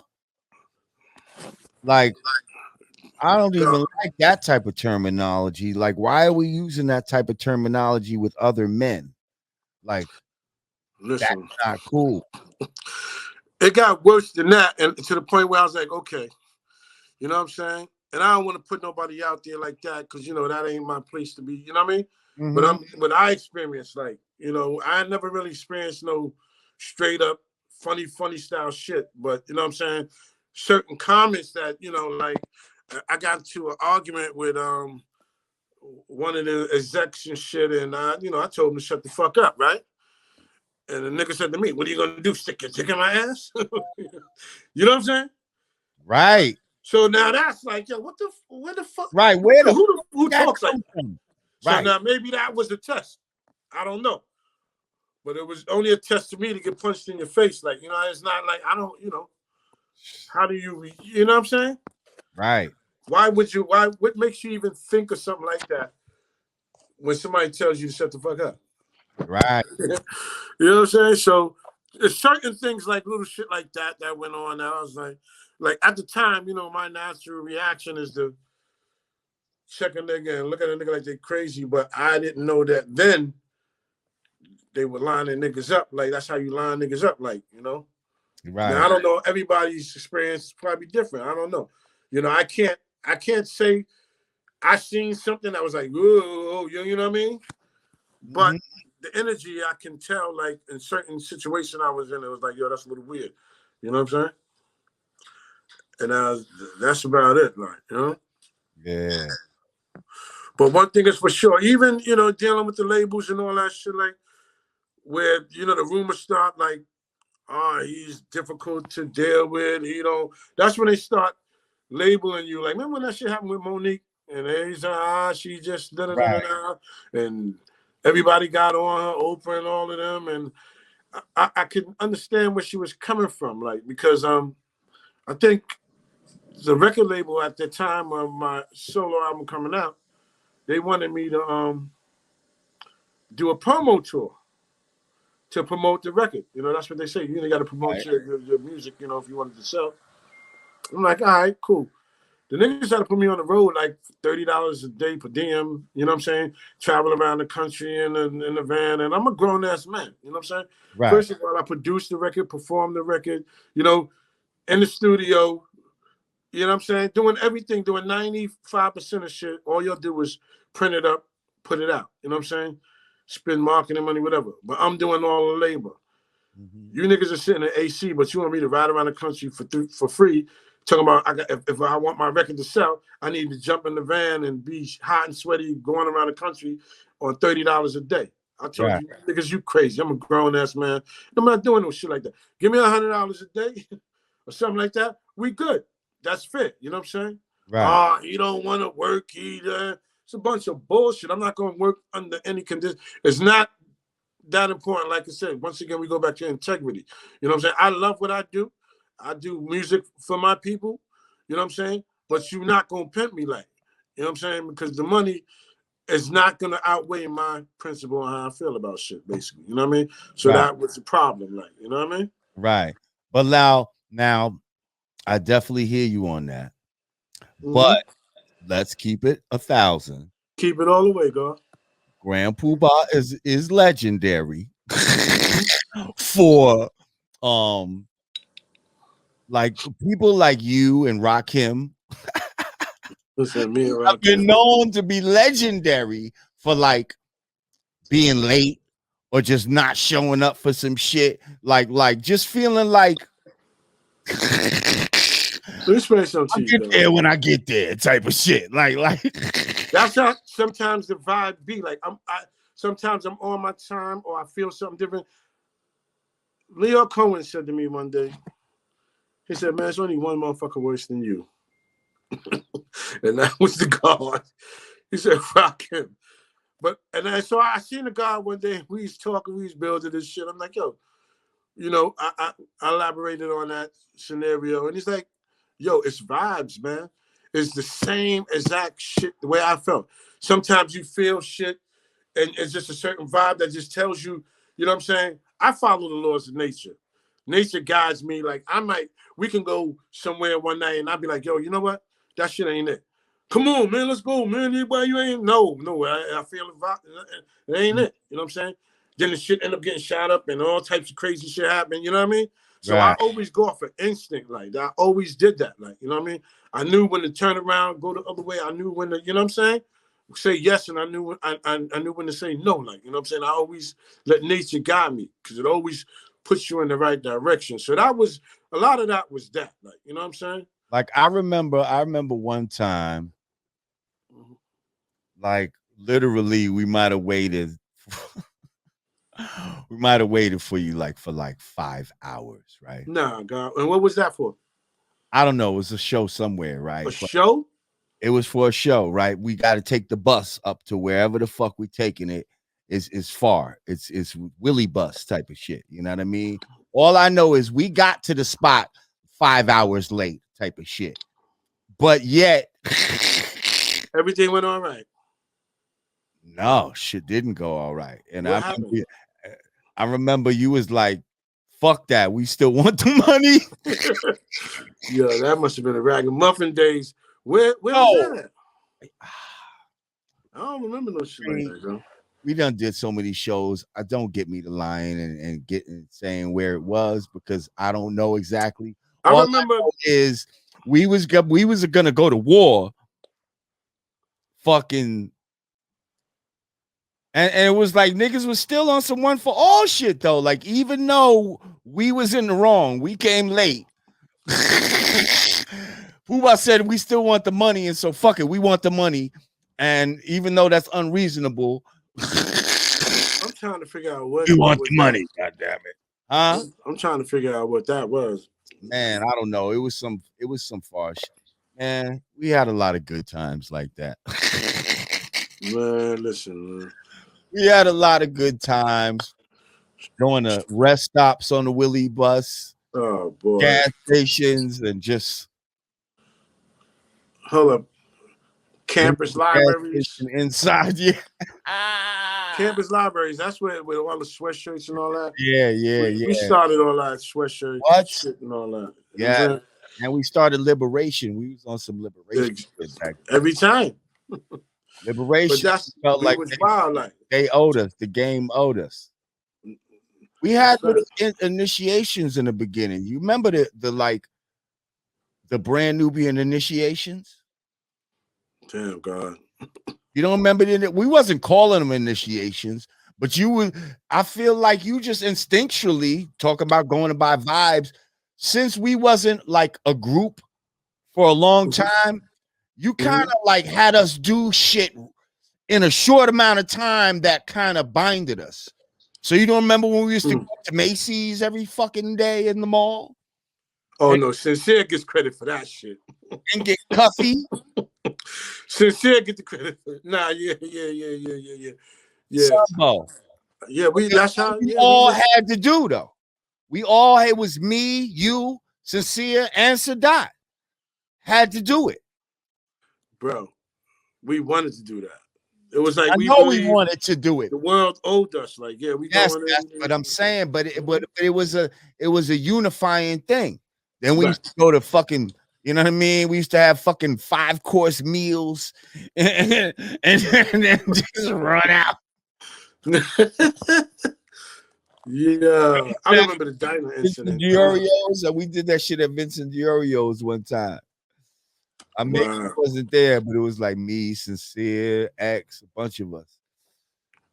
That was our young just bonding moments and shit. That just brought us closer together real fast and shit. Come on, the XYZ, bro, was the car service, man. Shout out to XYZ. Fuck that. I want limousine service. We had chauffeurs. We had personal chauffeurs, God. First of all, let's see. This is how you get a little get back, though, because first of all, you know that the label's gonna fuck you somehow, right? Yep. So it's almost like niggas trying to get their get back before get back is to be gotten back. Right. All right, so let's put it in perspective. Mm-hmm. We're brand new on the label, right? Mm-hmm. And we're doing like our first show that it's a promotional show that Electra hooks up for us, and it's at the Brooklyn Academy. Academy of Music, right? Bro. Prestigious fucking place to perform at, right? But they got us performing at some shit. It's all these white people there, or whatever. Like, you know what I mean? And they got the faces in the mask. Yeah, they got these masks. We don't know what it's about, but we're like, okay. That was a ritual, God. Yo, it almost looked like some high-five stretch. But anyway, that shit was a ritual. But yo, we turned that motherfucker out though, with ritual or not. Right. We did our 2 little songs, turned it out. So whatever, the record company sends an A&R there with us, right? Mm-hmm. Now this is black, young, cool. Well, he's not that young. He was like in his 30s, late 30s, something like that, right? Mm-hmm. But he's there. He seems like a more of an R&B dude, but he's there to babysit the fucking group that night or whatever, right? Right. But he has his little model chick with him, right? Mm-hmm. So you could tell he wants to get out of there so he could go knock off this model chick. So he's calling us a car, you know, a car service. You know, now this is all new to us. We've never had car services call for us before. You know what I mean? Like, shouldn't have did that. But listen, no, this is what he shouldn't have did. He's calling the car service, but then he gets impatient. The bitch is like, "Come on, let's go, Raul," or whatever the fuck his name was, right? So, he's like, "All right, listen, guys, here's what you do." He said, "Take these vouchers or whatever the case may be." He said, "Call this number." You know what I mean? When they finally pick up, you just say that you're me. You say your name is such and such, and they're gonna send the car, and you just get this number, and they're gonna take you wherever you know, they're gonna take you home. And we're like, "You sure?" And he's like, "Yeah." So we said, "All right." So boom, we do that, you know. I'm sure that night we didn't go straight home, first of all. I'm sure we like took the car and went all around fucking Harlem or whatever the fuck, and then finally went home. Right. And so boom, that was that. Then now I'll take the blame because I think I was the one that started doing it first, if I'm not mistaken. You're mistaken, God. Okay, well maybe we started doing that shit at the same. Okay, maybe we both was doing it at the same. Me and you. It was me and you. Okay, so we said, hey, that number and that name, if it worked last night, why wouldn't it work today? So now we calling joints, and yo, it keeps working. It keeps working. So now we're both probably using this guy's name. We use his name so much that he gets cut off the account. He can't even use the shit no more. So now what do niggas do? Find another name. We find another name. We go up to the office. They have a list of names on everybody's. When you go into everybody's office, there's a list of names and their extension that you to call them. Right. You know what I mean? So all we do is just take a name off the list and use it. Whoa. So now it's to the point where me and this man right here, we got this shit to where personal job. We each got personal chauffeurs. What? You ready today? Right. And we figured out that you can get money from these guys too. Bro. So because the money, I'll send the nigga to the ATM, and however much money he gets out the ATM, You put it on the bill. he'll put it on the bill as phone time. Yep. As if we're talking on the phone, because these cars had phones in them. That was some fancy shit back then to have a phone in your car. So we pulling up on chicks, you know, calling them from the phone in the car. You know, yeah, come downstairs.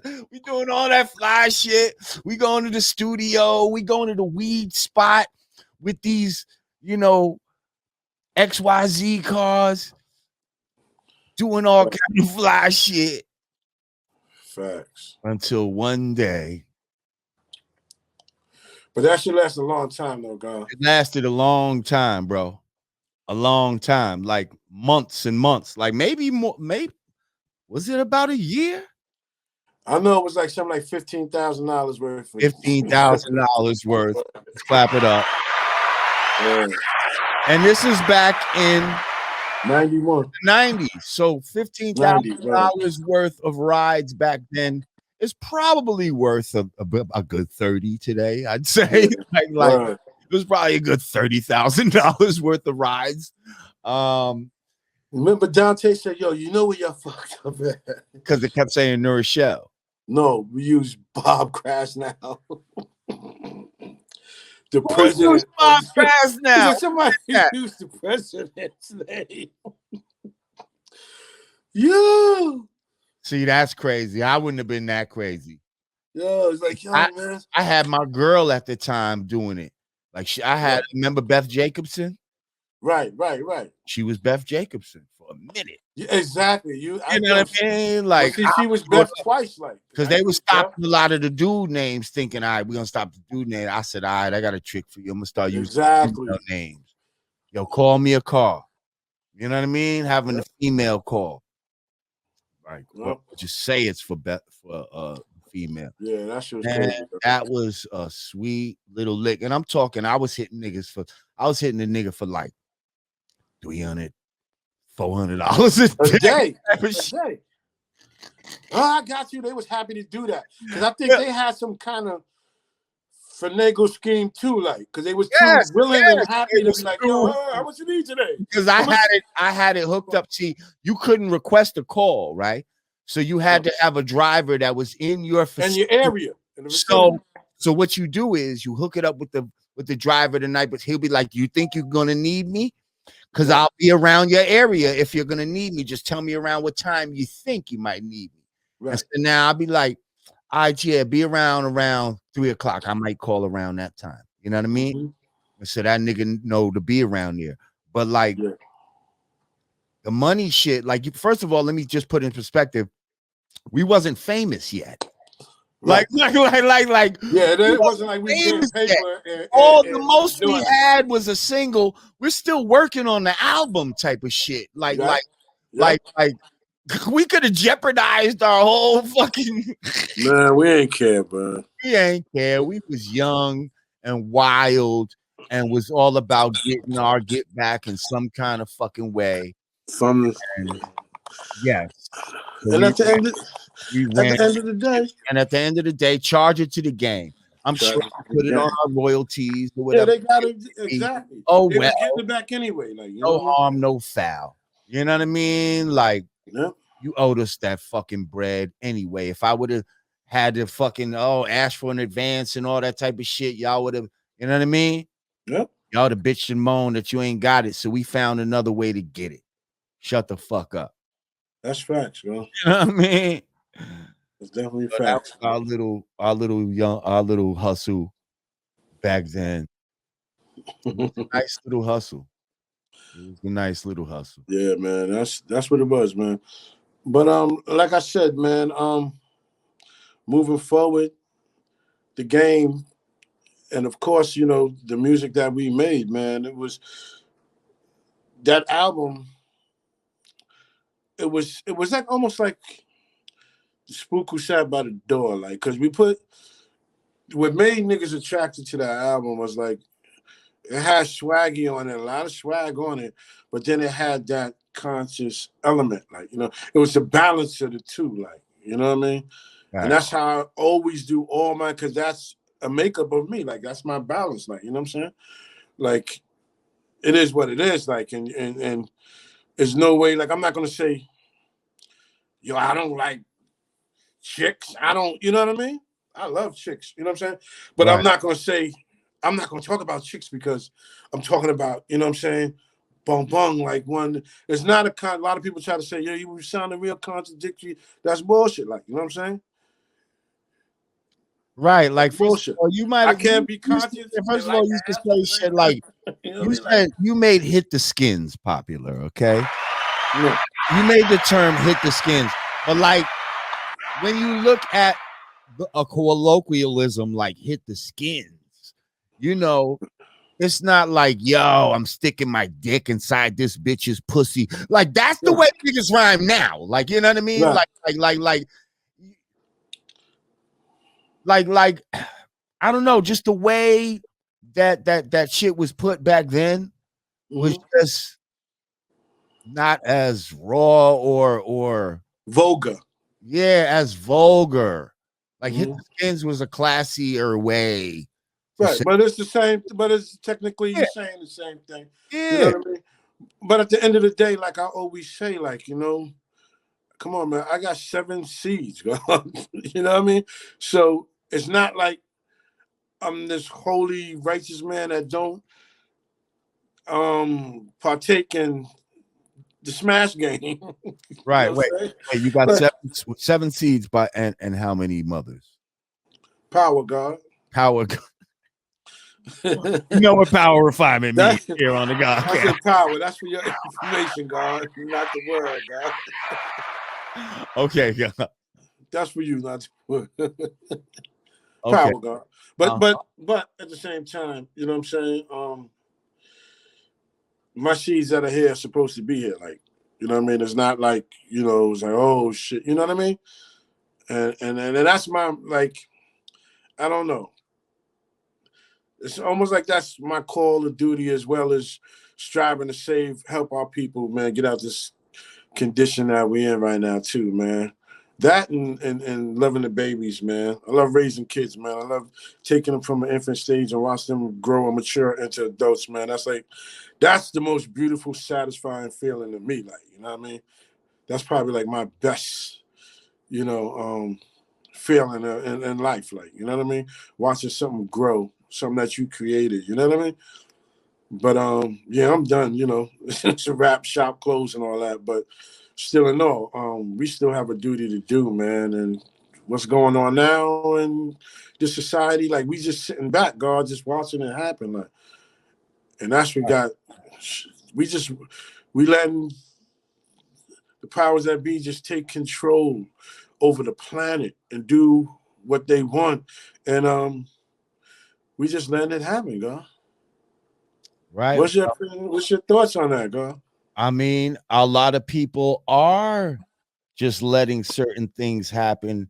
It's like either they don't know or they just don't care Mm. about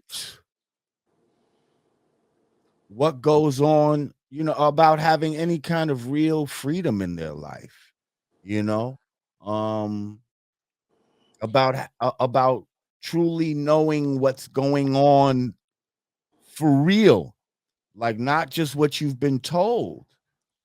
And I'm just talking about a myriad of subjects. Um, Right. but yeah, and so these people are easily led in the wrong direction, hard to lead in the right direction. Of course, God, but you got to understand, it's a lot of us think success is based on somebody else, what somebody else thinks is success, and somebody else's culture, like not our own, God, and it causes a divide. Like, you know what I'm saying? Like, we're separated as a people because, for one thing, we know in this society today, economics control everything, God. You know what I'm saying? Like, I mean, we can have drastic change for us as a people, like a nation living inside a nation, like, by just doing. We don't even got to pick up the gun and go kill a bunch of people. That's not even about that, God. It's about economics, God. Right. It's like all this stuff that's going on with this, the Chinese and all this. Come on, they're in our fucking neighborhood making billions of dollars. We are good at making every other culture wealthy, and we don't have nothing for ourselves. Like, but see, we get individual success. You know what I mean? And then act like that's mass success. That's exactly, man. And it's Ah. more. It's not. It's not. We And have people. those individuals, but how is that individual success helping us all as a whole? What, it's a symbol? It's some sort of a symbol? Yeah, We and haven't. then they hit you with that, like, you know, when Obama became president. See, you know, y'all got equal. Come on, man. Niggas is falling for the trick now. Now there's kids out there that'll be able to see that it's possible for them to, man. Yeah, like your kids can grow up thinking that, man, who the fuck wants to be president and be a puppet to be told what to do? Like, that's not, like, it's like, come on, like, this is some bull. Yo, man, a lot of Bill Powers, man. I don't get into those debates and discussions no more because it's self-evident, it's plain and simple, like what it is. Like, you know what I mean? A lot of people like to deter from that and make excuses on why things are why they are instead of dealing with the actual facts. And I don't, if it ain't factual, it's not actual to me, man. You know what I'm saying? I don't deal with it. Like, I can't deal with it, man. The same thing with this, like we was building on the case. Like, everybody's like, why do we gotta worry about if we're gonna get justice? Like you know what I'm saying? Like, why we gotta sit there and be like, oh man, I hope they do the right thing, or we don't know. You know what I mean? Like, why? Right. Justice should be justice. Like, you know what I'm saying? They don't do that. You know what I'm saying? Right. You go kill somebody other than your people and watch what happens to you. You know what I mean? They're not sitting there worrying about, oh man, I hope they do the right thing. We got to go through that. Like, you know what I'm saying? Oh, that's fact. Ain't nothing changed. No, I don't give a fuck how much motherfuckers money niggas is getting as individuals until we come together collectively as a people. We still poor. We ain't made it. To me, because to me, getting that money, like I starting my label, the clothing line, and all that's easy to me. You know what I'm saying? I can do that with ease. You know what I'm saying? But unify my people and bringing us together collectively and raising and being a nation that we are, stuck inside of a nation, that's what seems impossible. That's the task at hand. You know what I'm saying? I can go out here and get money for myself and for my family and live and boom, boom, boom, boom, boom. You know what I'm saying? Right. But then I'm still not free because my people are still stuck in that same condition. You know? So, I mean, until we get a full understanding on what it is to really be free, still gonna be mental slaves, man. And they keep adding different components to the game, changing it up, and niggas still fall back into the same pit. You know what I'm saying? Same shit. You know what I'm saying? So I don't know how you feel about that, but all I know is I don't like popping on these joints because then it gets to that whole shit, like, and we could talk about niggas doing this and all of that, and it's not gonna happen. I don't trust the devil. You know what I mean? Right. And I never have, never will, because I know what they represent. Like, you know what I'm saying? And that's all that needs to, you know what I mean? There's nothing else to discuss. What, Like, you can't, saying. you know, you're not going to come to me talking about, yo, trust the science. You want me to trust the devil's science. Like, that's what you're telling me to do. Not going to happen. Like, you know what I'm saying? 2,000 years. I try to break it down like this because, you know how people say, oh, you just racist. You don't, No, that's not it. I'm doing the knowledge on past history up until the present. And this is what, you know, my son comes out to. This is what, you know, the answer is like. You know what I mean? You conquer, you kill, you murder, you torture, you destroy nature. It's so many things, but you're gonna want me to trust science. I'm trusting natural science, God. You know what I'm saying? Right. And I'm letting my instincts and my nature guide me in the proper direction. Like I'm looking at things, I'm analyzing things, and I'm observing. If I can't put it into perspective with something that's on Earth or been here or I seen within my time being here, then I'm not messing with it. I don't deal with mysteries. You know what I'm saying? Facts. I'm not dealing with no mystery, and you know what I'm saying. So there's no way you're gonna tell me it's all right. You know what I'm saying, to do that. I'm not trusting that. You Let know me what I'm saying? let me ask you something. You know, Yeah, bro. sometimes people call me a conspiracy theorist. Mm-hmm. Let me clap it up for that. And they try to do this as a way to try to neutralize me because they think I give a fuck about um you know what they might be saying about me in that moment or whatever the case may be, Mm-hmm. even though I don't. Mm-hmm. Um because there's conspiracy theories and there's conspiracy practice. Um There's facts in this fiction, man. All that other right, shit. there's facts in this fiction. So let me ask you something real quick, my brother. Mm-hmm. Do you believe that we live on a spinning ball that goes 1,000 miles an hour around the sun? Listen, first of all, I don't believe, like I said, I deal with facts. Believing is wanting something to be true. Right. That's a belief. Factually, um, this is my thing. I look at a ball Mhm. and I picture somebody standing on the side of a ball. This is what they want you to believe. Like this Yeah. is belief Yes. that when we're up top, what do they say? China's underneath us. Yes. So there's people upside down right now while we're up top, and then when they're up top, we're or that angle or however, Right. is that And logical also sense to you, right. God? Also, water is wrapping itself around a ball.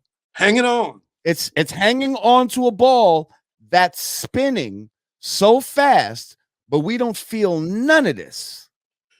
Listen, you know how do you feel a car when it's going 200 miles per hour, 100 miles per hour? Of course you When feel it. you run, do you feel the wind when you run at 10 miles, 5 miles, or whatever it is that you? Listen, it's bad, horrendous winds when it's 50 miles an hour winds is a problem outside.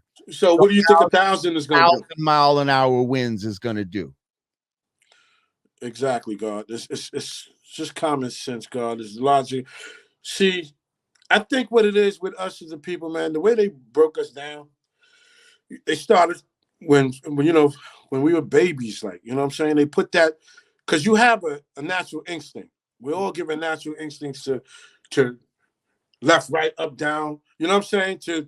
To react. Now, when you're young and your tooth come out and then your mother tells you, oh, you know, go to sleep, tooth fairy gonna come and bring you some money and you know, be good and Santa Claus is gonna come down the chimney and give you presents and you know what I'm saying? The Easter bunny is gonna bring some some chicken eggs and like they prepare your mind for that. And then we take it to me personally, I think Jesus, like when I was young, the image of Jesus was a white man, of course, with blonde hair, blue eye. So what does that do to you psychologically? When you think of Jesus, God's son, you know what I'm saying? A white man. So then guess what? God gotta be white. So then niggas started painting Jesus black. So now, okay, we good now because Jesus is black. You know what I'm saying? Why tell a story of a man walking on water, turning water to wine and all types of shit? I want to see that. Right. I want to see apes still transform into humans. If that's what it Or, means to or, rise or, from. or, or if evolution is true, anything transform into anything else. Like, Exactly. you see what I'm saying? Like Y'all gotta understand how absurd a lot of these things are. And they will go on to say, oh, this is proven by science, and and y'all are just talking theories. Like, please just show me a species that's in mid evolution right now. You know what I mean? Like something There that's is not. like half zebra, half reptile. You know what I mean? Like on its way to becoming something else. You'll never find it. That's right. Like certain things have been the same way for thousands and thousands of years. There is no evolution, there's adaptation. A type of bird can move to a different climate or region, and its feathers may change or get more fluffy because it needs to be warmer and it needs to protect itself, so it has to blend in with these trees as opposed to the trees. That's not evolution, that's Right. adaptation. Adaptation. That's Correct. something different. Correct. People But throw the evolution word around. you know what I tell people, man. Like when they say white man, black man, you know, we're of the same. I don't even know if I want to say. I'm not going to say race, but it's a human origin. But we're not the same. And I tell people, and they're like, "Nah, we from the same." Da, da, da. I'm like, look, can a tiger make a leopard? Can a leopard make a lion? You know what I'm saying? No. You can't. You know what I'm saying? So we have Yeah, things. they're all cats though. They're all cats, though. Thank you. Mhm. Now, we have things, of course, you know that in our DNA and our genetics, DNA and everything, that other people don't have in theirs. Yes. We have, we're in, like, it's And vice versa. They have things in theirs that we don't have. exactly. Mhm. But the things that we have are coincide with nature. Facts. And that's the difference. Like, nature loves us. Nature is a part of us. It's in our DNA. Just like the trees. Just like we're part, like, I try to explain this to people, but it's almost like saying like a beast is gonna be a beast. A beast's nature is to be a beast. God's nature is to be God. Now, you got some gods whose nature is to be God, but act like savages. Hmm. Right? Now Mhm. you got beasts whose nature is to be a beast, but you have some that act civilized. Hmm. But the nature of them is that nature. You see what I'm saying? Right. Like, and that's the whole point right there. And it's not no racist thing. Like I said, you know how people, white people say, "Well, I got black friends, I got Mhm. white friends. That's cool. Like I get along." But the nature of a beast is a beast. You can't. You don't go around killing and conquering and pillaging and raping and you know what I mean, destroying shit. And And you're still and you're doing God. it to this very like all of this shit that we're seeing in the news is just a continuation of something that's been going on for thousands of years with these people. Come on, man. Because it's the nature. And until we understand that, you're not. You can say we're gonna get along, and that can't happen because, like you said, with adaptation and all of that shit, if we did get along, what would happen, God?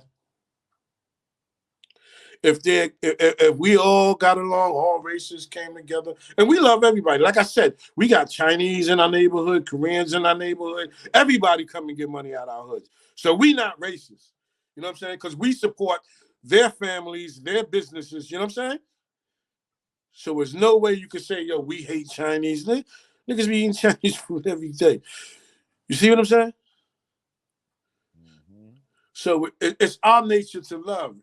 But when you go through so much shit after so many years, you start to pick up negative shit, but that's not your nature. Like, you know what I mean?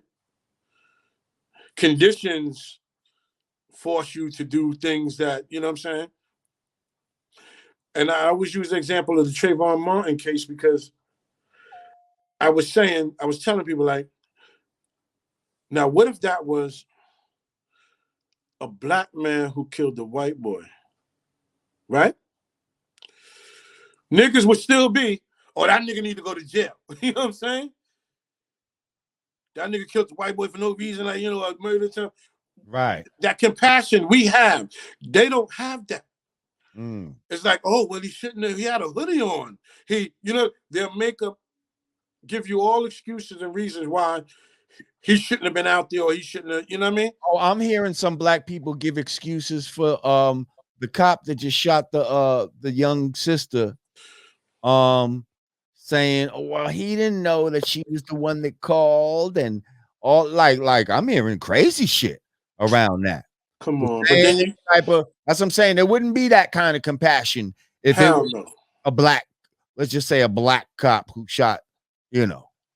And I heard somebody say earlier today too, how come only white police make those mistakes like that? You know what I'm saying? You don't ever hear a nigga like, oh, accidentally killing white mom. Right, right. You only hear white people doing that shit to us. Niggas don't make that mistake. So is it really mistakes? Or is it done deliberately? Right. Or is it that mindset, like, you know what I mean? Yes. Or is it done subconsciously? Subconsciously. Is it done, you know what I mean? Is there something embedded in your DNA, in your in your back DNA? to Right. who was the original man and who is, like I said, you can't elude that. That's nature. That's their nature. Ain't no amount of training is gonna take that train of thought out of their mind. You know what I'm saying? Because that's the reaction of a beast, God. You know what I'm saying? They have that hate and that anger.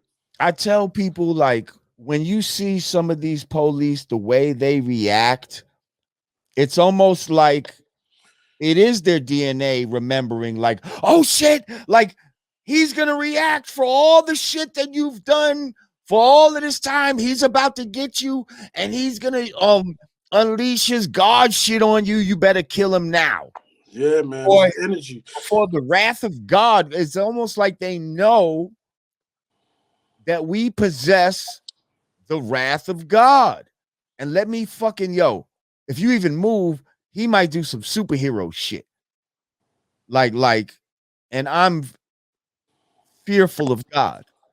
I'm fearful of God. It's like the fear of God. That's what it is, man.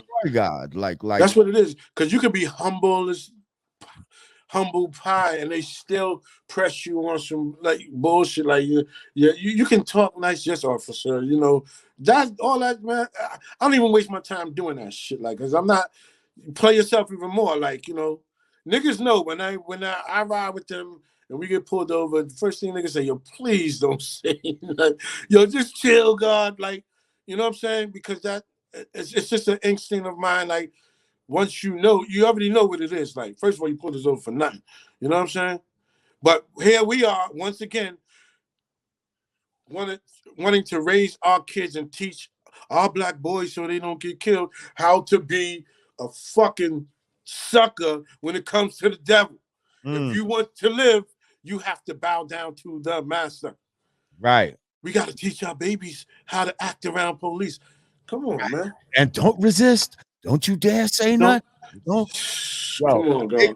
I mean, that's the biggest message of everything, though, right now. Don't resist. Like it's all about don't resist the message that we're saying about getting the bang bang. Don't resist when the police approaches you. Whatever they want you to do, just do it. Like resisting, and if you do resist, it's going to be met with death. Like if you don't resist, it's going to be met with death, like a knee on your neck for 9 minutes. Right. If you don't resist. That's what I'm saying. Like in that moment, if you got to do with your knee on your neck and you feel that you got the strength to push him off, you just going to let him do it because he's the police? You're not going to resist? But see, that's how we're taught, God. That's how we taught. And you know what? And you'll have niggas standing there watching it with their phone, talking about stop resisting, just don't resist. And but see, he wasn't resisting, bro. But I'm saying I've seen other videos where Oh people yeah. You say still that on. to somebody. But Just I flag. seen the video today where a white dude was like stabbing at the police. Like I Yes. seen one dude jump in the car, the nigga pulled up, the And police drive opened the off. door. Like, come Yeah. on, man. Like, Yeah. Yeah. you're not gonna. See, we trying to think Rules that. engagement. Yeah, people want to say, "Oh, that's the Trumpers and this is this that." No, that's their DNA and their nature. Like once you learn and understand that, you know what I'm saying. And I'm not saying, see, you deal with people, individuals, of course, how they deal with you. You treat them as they treat you. You treat them the same way. Like we're not saying like I think they get a misconstrued because they're thinking like we're saying, "Oh, you go out here and you be." Violent, volatile to anybody, everybody like smack white people. No, that's not what we're saying. Like we're saying that we have to come together as a people and as a nation to claim our own. All those movements and shit like that that's going on right now. There's been movements for the last I don't know how many years, but it started before I was even born. But we still having the same issues. Like there's no unity, like amongst us, like Right. So what do you think we need to do? What do we need to do? Ooh, there's a lot of things we need to do. First of all, we need to like educate, and we need to get civilized, man. We need to. The people who control the narrative for Black people, they need to be checked. They need to be like. I don't want my daughter hearing all of that on the radio or being having access to foulness like that. You know what I'm saying? When we was little, nigga, you have to go up under the bed in between the mattress to find a Playboy magazine or something. You know what I mean? A Hustler Right. magazine from your pop shit or something like Right. that. Or you had to turn the channel back and forth really fast at the point Word to catch a clip. and to make it kind of like so you could kind of see what's going on. Like It's not like that now, man. And it's just everything is just so, and I get the right to freedom of expression and all of that, but when it gets outside its boundaries and it gets to little kids and all of that, then I have a problem with it. And a lot of people say, it's how you raise your kids. Listen, my mom did the best she could. She's the greatest mother in the world. But when she got up and went to work, the streets was left, you know what I'm saying, to me. Like, you know what I'm saying? Those things, they instill in you, they stick with you. And sometimes that guides you and gets you out of shit. But living in urban communities is like an obstacle course. A lot of my niggas didn't make it, you know what I'm saying? A few did. You know what I'm saying? So I remember when I was a kid in the early 70s, everybody knew everybody in my projects. My next door neighbor, 2 knocks, walk in the crib, like it was unified. It was more tribal. You understand? We don't have that now. right.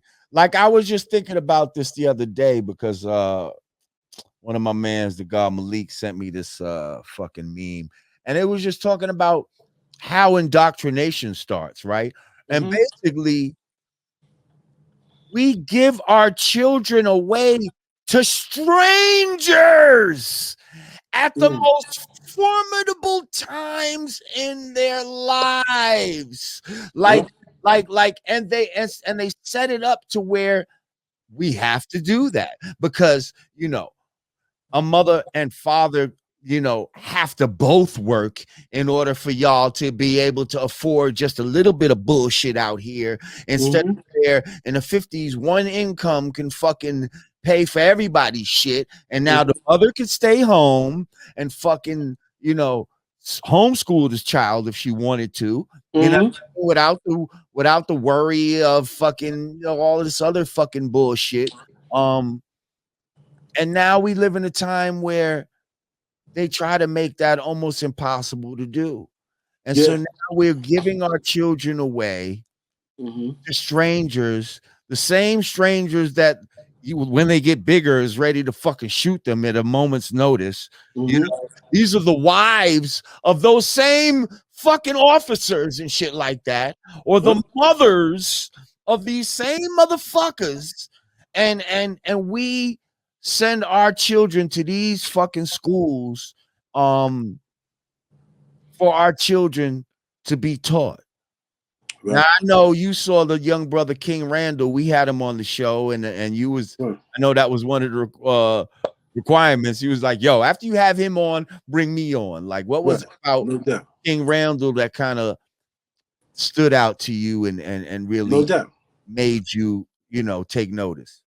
No doubt. But see, what the problem is, like with one of my child's mother, when my kids were young, she used to feel like she wasn't doing nothing. And I always try to iterate and explain to her, like, you got the hardest job in the world. That's a job. Like, that's raising a seed, raising a child is the most important job on this planet. And they try to You get should never up feel like because you're not in like the it's corporate world. doing nothing.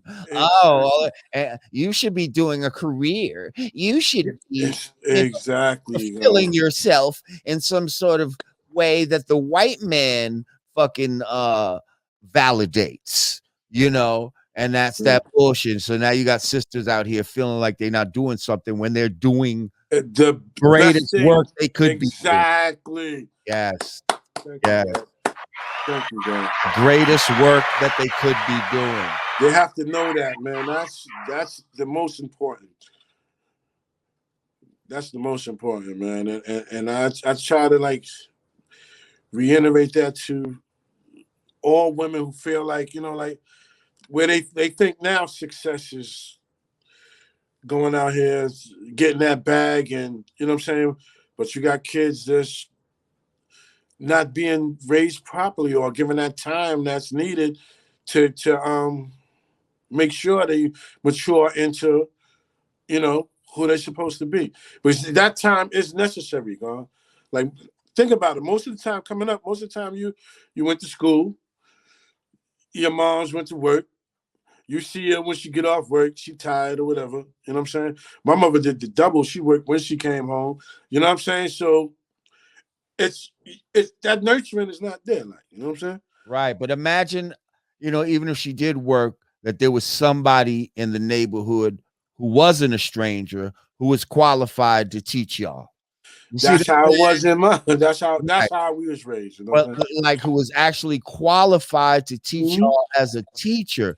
That Mm-hmm. would have been much better than, you know what I mean? Because I remember distinctly like my first day of like kindergarten. Mm-hmm. I remember it was raining. My mom's put me on the bus and I'm crying my fucking eyes out, bro.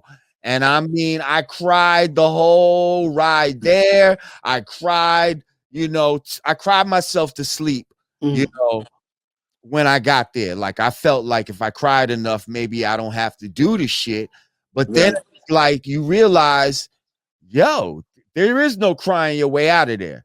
They're Right. gonna make you go with these fucking strangers. You know what Mm-hmm. I mean? Like, and I feel like psychologically, when I look back on it, you know, do we are we disappointed in our parents at that moment? Like, yo, why you giving me off to a stranger like that? Like, I don't want to be with this stranger. I want to be with you right now. And they're like, oh, but you gotta understand, I gotta work. Like, but no, I don't understand. Like, I Right. don't fucking understand. All I know is you're sending me off with a motherfucker that I don't want to be. I don't know this motherfucker. Like, Right. I want to be with you. Like, Right. and they just disrupt that whole natural thing right there. I think that's a natural feeling. I think as a Mm. child, you know what I mean? How old are you in kindergarten? Like five, Yeah, like, you know what I mean? six, yeah, So, 5%. yeah, so it's like, why are you doing this to me? It almost felt like a punishment. Like, Right. But see, mine was a little different because my pre-K and all that was in the projects. They had a nursery like in one of the buildings. So first of all, everybody in there I knew. You know what right. I'm saying? See? Even all the classmates, all my homies, all the girls, everybody knew everybody. You know what I'm saying? And I knew my building was right there. I knew, we go outside to reach, they had the little jungle gym swings and all that. Sounds way better I can see for my learning. building. I'm right. I'm Sounds home. more Like I'm not. conducive for learning. Yeah. So it was all right there. Now after that, I think kindergarten, then that's when we bust to school. That's when the different, you know what I'm saying?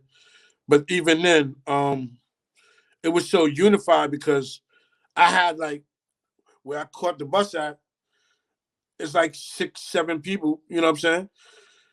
From my hood, like we on the same bus, like, you know what I'm saying? It wasn't so it was never a detachment of feeling like damn, I'm all alone, like, you know what I mean? See, There was always a connection there, like my older homies, younger homies, niggas in my grade, like, you know what I'm saying? So I always had that around me, like, you know what I'm saying? But so it was more fun than anything, like, because I didn't have to worry about nothing because my whole hood was in the school, you know what I'm saying? yeah, So it was a little once I different. got to elementary school, like public school, then that was different. Then it was like, it's a lot of kids from your neighborhood, that people that you know. It's a lot of people you don't know too, but at least it's people there that you know. That you know. This Exactly. this fucking kindergarten that my mom sent me to, bro. I ain't know nobody in there, bro. No, at that age, yeah, you should. I nobody. Like it was because it was like I had to get on a bus. It was some private shit. It wasn't no public type of shit. Like it was some shit I ended up going to camp at later, but they had like a winter school for pre-K or whatever the case may be. Shit like that, man. And me and my brother, yeah, my brothers was the only ones I might have known in there. Like, you know what I mean? Right. Shit was fucking crazy. But yeah, so but see what it is right now. Like, it's all about just understanding what the problem is and what's the solution. It's not rocket science. Like, you look at what's going on. Even when they was that presidential shit with the Trump and the Biden and I point out to people like certain things like Biden, blah blah blah blah blah blah, and automatically, they would get mad like, "Oh, you messing with Trump? I ain't got nothing to say to you." I'm like, I didn't say nothing about Trump. I said something about Biden. Like, they automatically assume I ain't vote Right, ever in they my assume life. you with Trump and all this type of shit, right? Oh my gosh, man. And I explained them, I don't You can't say vote. if you So say why are you saying something if you ain't got Biden, then you must be with Trump. That's the way these motherfuckers be acting. Exactly, man. Got exactly. And then I told them, like I said, I don't vote. I ain't vote. I voted one time when I think I just turned 18 or somewhere around there, maybe 19. And I was Jesse Jackson because my aunt in the hood ran the what's her names, and she made me go like, you're gonna sign up and you're gonna, Jesse Jackson, and I think that's the only time she dragged me in there to do that. But they say like, well, your voice don't count because you ain't voting. You ain't. What the hell changed? Like, you know what I'm saying? Like, you voted. What changed?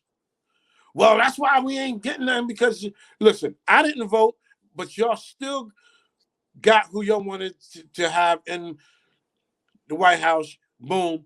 What changed? Matter of fact, shit's getting worse now.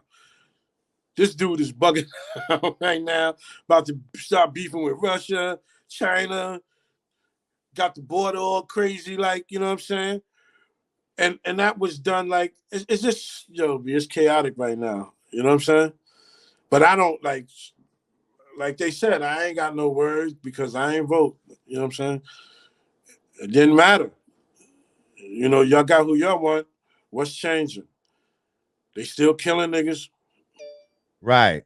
And then like they stepping it up now. Blame it on Trump. Killing niggas more now. They're gonna be like, well, these are the people that are mad that Trump is not here anymore. Come on, it's still gonna be about Trump. It's never gonna be about their fucking, you know what I mean? Come on, man. Their peoples or whatever. And it all goes back to what I'm saying. The beast is a beast. It doesn't matter. I don't give a fuck if, you know what I'm saying? Gandhi and then Jesus and Buddha and all of them came back at the same time, and it's still gonna be a beast is a beast, like, you know what I'm saying? A nigga want to block the sun, God. Right. The sun that is not 93 million miles away. Oh, there you go.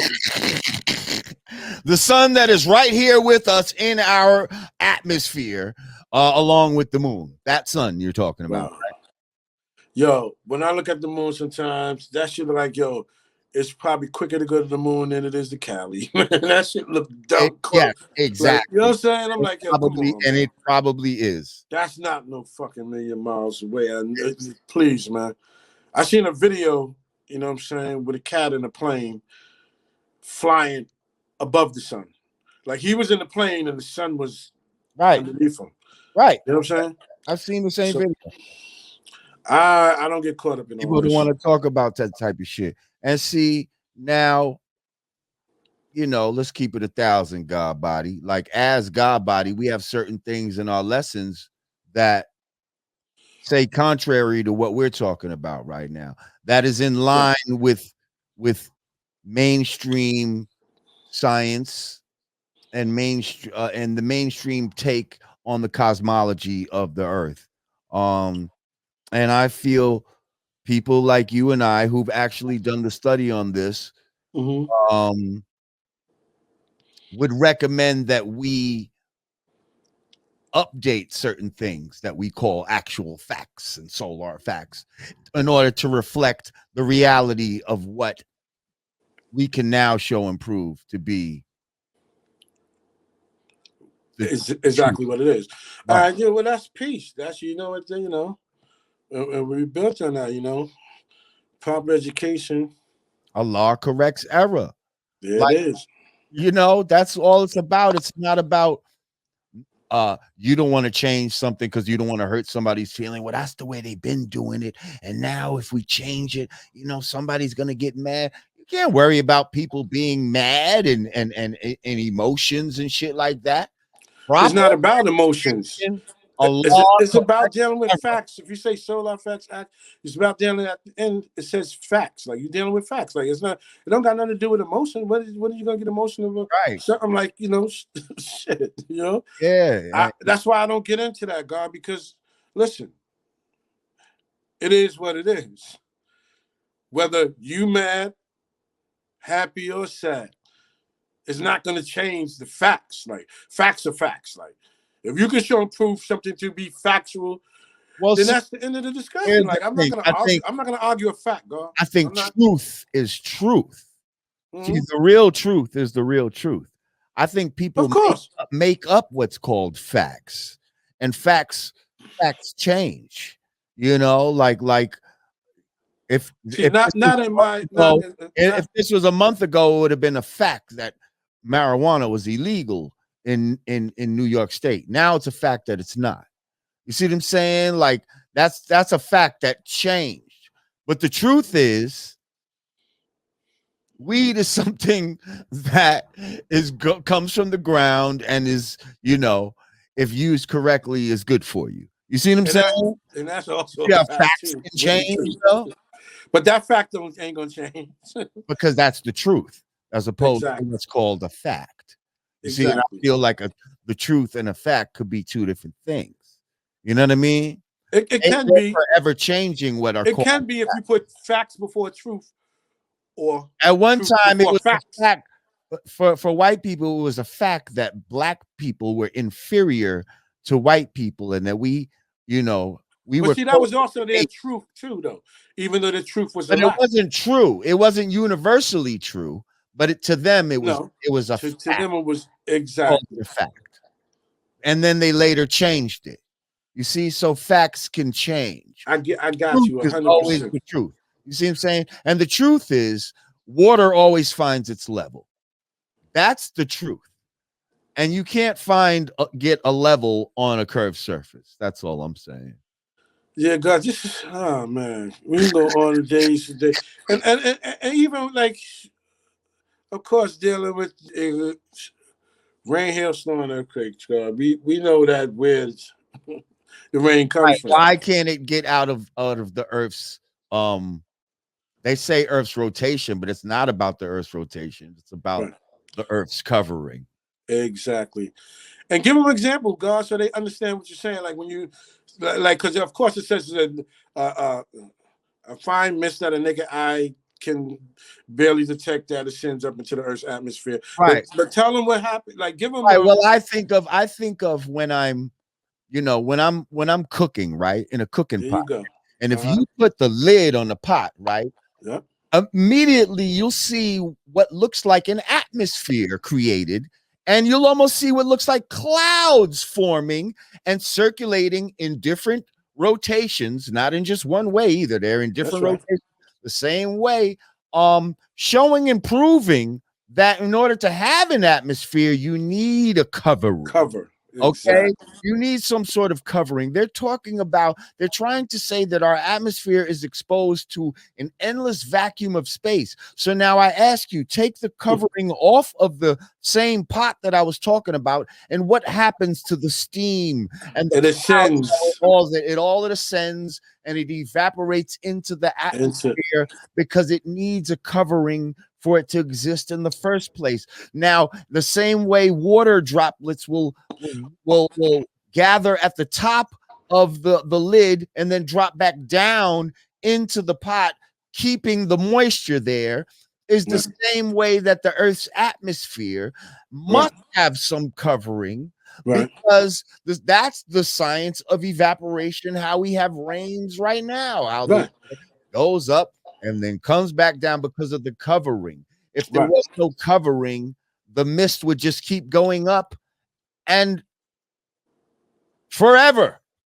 And I tell people to just the same thing. I give an example of go in the bathroom, close the door, turn on your shower, put the hot water on, and watch it steam up, clouds form, and it ascends up into the ceiling, and it gets trapped, droplets, and then it turns into water droplets and comes back down. It's the same, you know what I mean? Because there's a covering. It's exactly. It gets foggy in the bathroom because it's an enclosure. Exactly. Once the enclosure is breached, all of that fog disappears. All of that atmosphere disappears. So as soon as you open the door, use your common sense, people. See, that's the thing. They don't want you to use your senses. They don't want you to use your vision. You can look up and tell that thing is not 93 million miles away, but they want you to ignore that. You can feel that you're not spinning at 1,000 miles an hour, but they want you to ignore that. Don't forget what you're not feeling. Just we're telling you you're spinning, and that's what it is. Ignore the fact that water always has to find its level. In order for it to find its level, it has to be on a level surface. Forget that. Forget the fact that you can't do an experiment yourself that causes water to wrap around a ball, not even a spinning ball. Just make water cling to the outside of a ball. Or, I mean, like I said, that's some simple logic. Things stick to the outside of a ball. Like, show me how you can get on a big ball and walk around it, walk on the side of it, walk on the bottom of it, and come back around. Right. Show me how you can do that. Right. Well, they'll say, well, an ant could do it.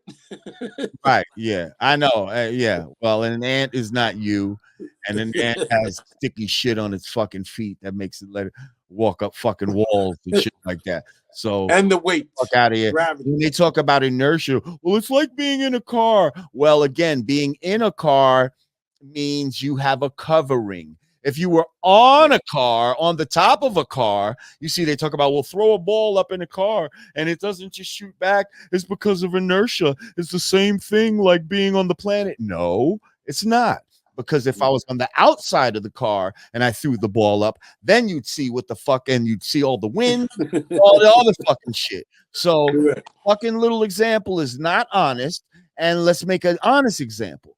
Okay, so put me on the outside of the car, and then let's talk about it. So either this thing is a ball that we're inside of. Okay, I'm ready to give you that. Maybe it's a ball that we're inside of, but it's definitely not a ball that we're on the outside of. And any other fucking picture you've ever seen of the fucking planet Earth is just a composite, and they will tell you that. And they'll say all planets are round. No, they're not. all planets around in the fucking artwork that they've shown you. If you Right. really go and research planets right now, what they really look like, go Google it. You'll see that they are pulsating things that don't even look solid, and they don't, and most of them are not just round, they are different configurations. Right. Well, Out of here with the well, bull. I agree with you on that. For those, you know what I mean? Because I think everything is flat. Like, because if you, let's take north, south, east, and west, for example, right? Mm-hmm. When you go north, like let's take New York. I'm in New York right now. Mm-hmm. I'm going to go north, further north. That's Boston, going up to 95. Right. If I go south, I'm going down south. Right. Now, then you have east and west. Right. But they're trying to tell you, though, north and south is up and down. Right. So when you go down south, it should be a downhill trip the whole way. Exactly. And You should be going down. yeah, you should When be. you're going to Boston and all that, Canada, that part of, you should be going up. Yes. Everything is flat. And also, North, you south, should be east, and west. seeing this visible curve that they talk about. Oh, 8 inches God. for every square mile. Oh, God. There's things that you can see for hundreds of miles. Right. On clear days, you can see something 100 miles away where there should be fucking, at least like 80 miles of visible curve where you shouldn't be able to see something. Yeah, and I mean, come on, God. We done been around the planet. I mean, from, say we leave here to go to Japan somewhere, like, we're not going on a curve. There Like, is no gravity. Somebody said good old gravity. There is no gravity. Okay, that's yeah, another fucking myth. There's density and buoyancy. jump off the building and There is no gravity. magical gravity that makes you stick to the motherfucking planet. Tell That's them to jump off the building and see how much gravity is going to help. yeah. Well, they think that gravity is what pulls you down to the ground, but it's just your density based on the atmosphere that's around you. If you So jumped out of the building and it was water around you and you weren't heavier and the water is heavier than you, then you're going to float. You jump exactly, up, God. but since air is lighter than you, when you jump, you're going to sink. Why do you think air bubbles rise up That's right. in the fucking water? Because it's lighter than the fucking medium that it's in. That's You right. dumb fucks. Why do you think water can evaporate and go up? Why is gravity not pulling it back down if gravity is truly a thing? How come birds can fly and they're not pulled down to the ground, and fish can swim like you know God, I don't like. explain these things, people. You can't. But see, that's why you don't. Like I said, man, I don't even get into debates over issues that where you can use simple logic and figure it out, God. It's All right, not. well, I'm just glad that I have a brother with me today who I know is in agreement and who's actually has used his third eye to see the truth. Um, and is just not on some bullshit and talking out their ass of what they think they know. Has Right. actually done the study. Right. Well, with that being said, I don't. That's why I don't even come on these things, God. Because I mean, I know you do very good at it, man. But I don't have the patience, man. To like, I guess because I got a lot older, and and it's just like certain things that matter right now that we should be thinking about. Like even what you're building on now, everything has its reason. You know what I'm saying? Mm-hmm. And once, like I said, you got to keep going back to the foundation in the beginning and understand when someone who's put here to be evil and do wickedness and is 100% weak and wicked, you don't have to question none of that shit. Like you know what I'm saying, that the information is false. You have to, you know how they try to say like in the court of law, you're innocent until proven guilty. These niggas is guilty and proven guilty. Like it's not. You don't have to debate and especially debate with people who believe in science that they can't show and prove to be truth. I'm not even gonna say facts no more. We're gonna use truth. All right. Right. It doesn't matter. Like, I'm not gonna argue. You know what I'm saying? Because the truth is gonna be the truth. Right. Whether you want to live in the truth is up to you. And if that's how your opinion on how you feel on things, you move the way you move. I move the way I move. Like, you know what I mean? I'm not mad at you. That's what you want to do. You go ahead and do that. Like, you understand? Because now we coming to that time where it got to be ultimatums, man. This shit is crazy right now, bro. We can't. It's either this shit or get off the pot, basically. You know what I'm saying? Right. Ain't no more like, yo, I'm not debating about that. That's what you feel. Go ahead. You know what I'm saying? You're going to say, oh, you just a racist and that's what you think. Go ahead. You know what I'm saying? I'm just telling you what I see. Are you telling me what you see? Or are you telling me what somebody told you? Right. It's a difference. You know what I'm saying? And it's like you got to be able to listen. Y'all got to be able to hear what we see. Like, you know what I mean? If you really want shit to try to make shit better than you got to be able to hear certain shit about yourself that you don't want to hear sometimes. You know what I mean? And it seems like our liberation and our freedom is always contingent upon the white man's comfortability factor. You know what I mean? Like Like, in order to we're guilty of doing something wrong if we just worry about ourselves and nobody else. We're guilty of being right, but wrongful. also if we make the white man examine his wrongs, he don't want to do that. Like that's an Yeah. and most white people will tell you this. Like they want to ignore what they've done. Like they want to just act like this shit don't even exist really. Like the shit that we're going through, as original people, they want to act like that's an inconvenience to them. Like to even Yep. talk about it is bothersome. It's not really a problem. This is just some shit that they're just putting in the media and hyping up, and you know what I mean? Right. Like and it's uncomfortable when for them to even talk about it. And because since it's uncomfortable for them to talk about it, we're supposed to not talk about it.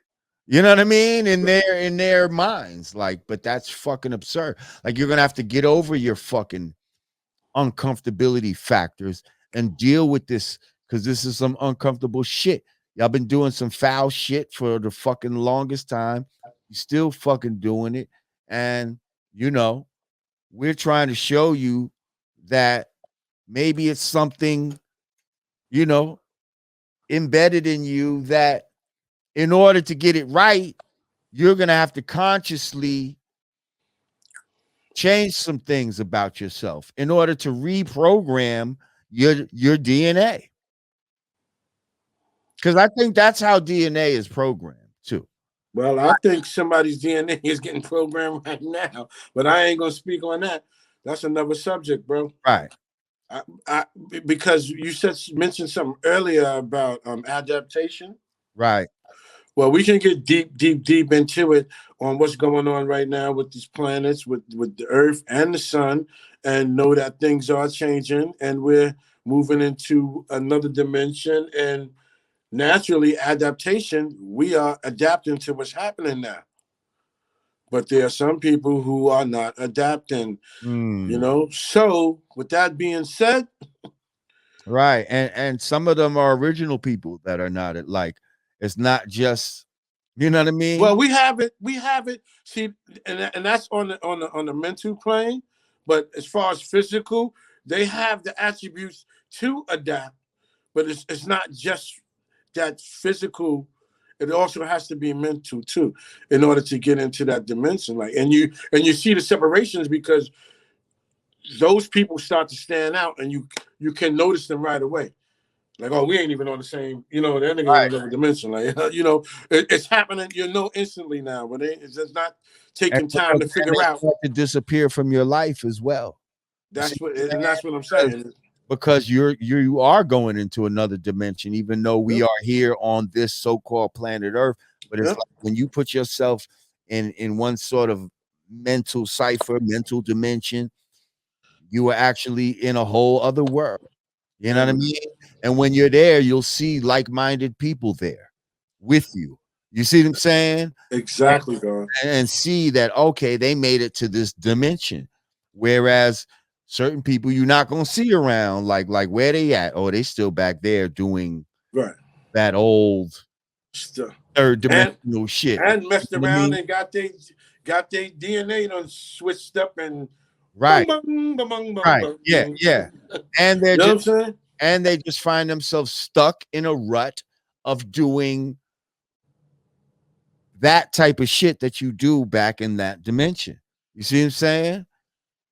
Get up Exactly. and every day and you know what I mean? And just run the fucking the rat wheel. You know what I mean? Like Yep. That's crazy. definitely true, God. But see, this is the problem. Like I say, man. I set a line in one of them joints. You pull a tree from the roots and you kill off the fruits.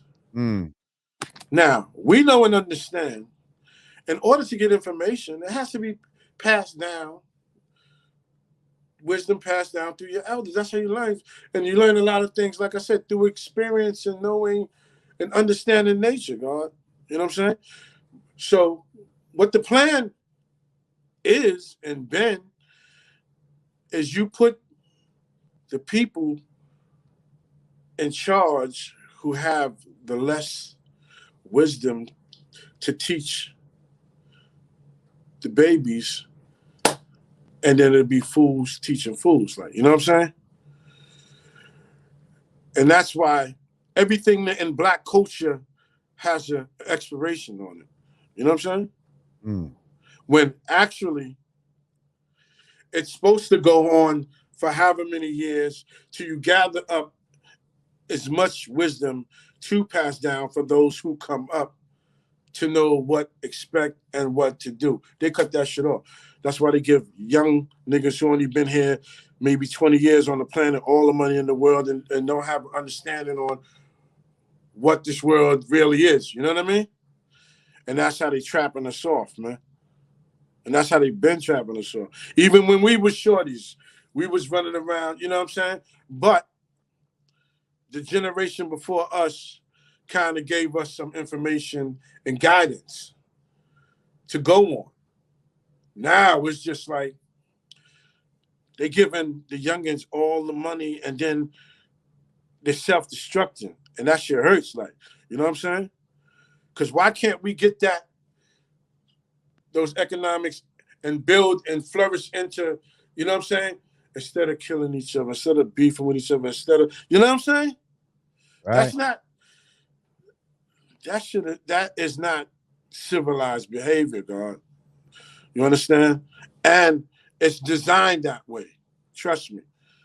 That's why you can So hear that's what whatever you want to. systemic racism is all about. See, they think Mm-hmm. it's just, they think it's just the opportunities that they take from us and all of that type of shit. Like they Mm-hmm. don't understand that part of systemic racism is um creating the self-hatred within, you know what I mean, the black man, woman, and child for his own self that would cause the murder and the continual, degenerate fucking behavior and degenerate, you know, That's like one of the major generation. keys to the success for them. Right, Think about that. right. You know, just that hate and that killing. That's your six. We're gonna give you these bags, like, you know what I'm saying? And they probably, and see what's so crazy is, right? They probably thought, you know what, we could make it so bad for them that they'll not even want to have babies anymore.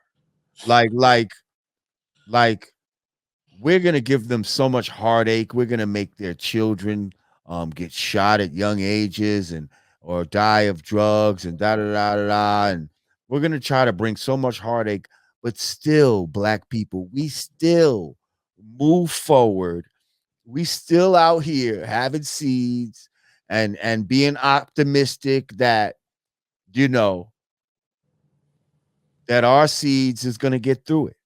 You know what I mean? Because that's the God nature, and we know and like understand. We know and understand. Nothing so they're stays like, the why same. don't they just give up? Like, fuck. They Right. want us to give up on reproduction. Telling you, Come on, man. telling you. More ways than one, God. You see what's happening right now with the they want a genderless society. Yeah. Right, Come on, God. A right, genderless society. Faithless, genderless society, God. right. And what is that? Like, You walking around, yo, people were speaking to me, God, that I known all my life. I don't even know who the hell they was. Like, this is what I'm saying. And it's eerie because some people are recognizing people while they got the shit on. I'm like, how you did that? what? I'm like, I don't know who the fuck that is. And when they Exactly. I'm like, okay. Like, I don't know how y'all who the fuck this is. Y'all niggas Exactly. talking to me like I should know who it is. Take that thing off. Identify Exactly. yourself. And that's how I treat them too. Like I don't know who you. Yo, I ain't seen you in a long time. Word, I hear you. Word. I don't know who. Then they pull the shit down. Oh shit. You look like a bandit out this motherfucker. Word. You look like you're about to stick up the spot, bro. They're like Real anybody I talk, know man. back in the days with some shit like that is about to do some shit. You know what I mean? Real talk, man. Covered our face back in the days. Something a gun was about to get pulled out in the next couple seconds. You know what I mean? Like or something Yo, like think about it. locked See, we up or older. something. We older, so we understand that. Like, but just think about it now, nigga. Come on, Yo, that's crazy. like, Right. and it's okay. Like, And it's yo, okay. the We would niggas have walking been by like, you. yo, Listen. would have been like, yo, this nigga's yo, you see this nigga coming up this block with his face? Yeah, exactly. Like, But that's the norm. It's okay. That's the norm. Like, yo, it rocks you right to sleep. rocked you right to sleep. That's crazy, girl.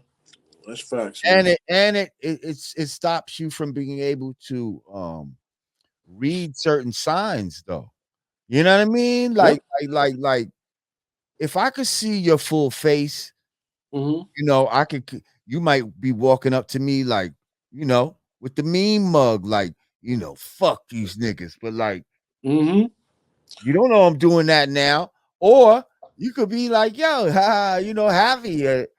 I don't know if he's happy. Like I've gotta read the brightness in your eyes.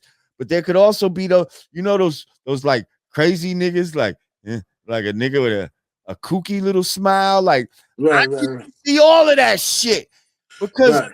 that nigga could be under his mask with a kooky smile. Right. Like so now maybe he got mental illness. You understand what I'm saying? Yep. I can't tell because you got that fucking thing blocking your face off and you under the you know what I mean? And I'm like, yo, nigga, I can't even see what's going on under there. Is that a Right. smile? Right. Is she giving off a kooky smile? Do I need to call somebody? Yo, imagine this. But imagine like us being entertainers and celebrities and shit. It's already when somebody's staring at you a long time. You Right. always be like, yo, what? And then then you realize they say, oh, yo, man, I love your music or whatever you. But for that 2 minutes, like this nigga's You don't looking know. at you. Now Right. imagine the same person like just staring at you. Like, Right.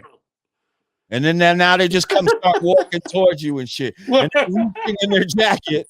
Yo, wow. yo, But then they yo. pull out a pen and a paper and it's like, but yo, it could have been. Yeah, man. That's just, At the same time, let's hold up. It's not a joke because this era that we live in now, like yep. literally, what was it? Past year, I want to say 300 rappers Yeah, were man. were shot and killed, type of Yeah, man. deal. Like, hold the fuck up. Yeah, man. So now these are people that Imagine the paranoia they got to deal with right now. Yeah, man. Coming up to them with masks on. Are they friends? Are they foes? Yeah. That's I don't know. got to be seriously like Yeah. terrifying. Like, whoa.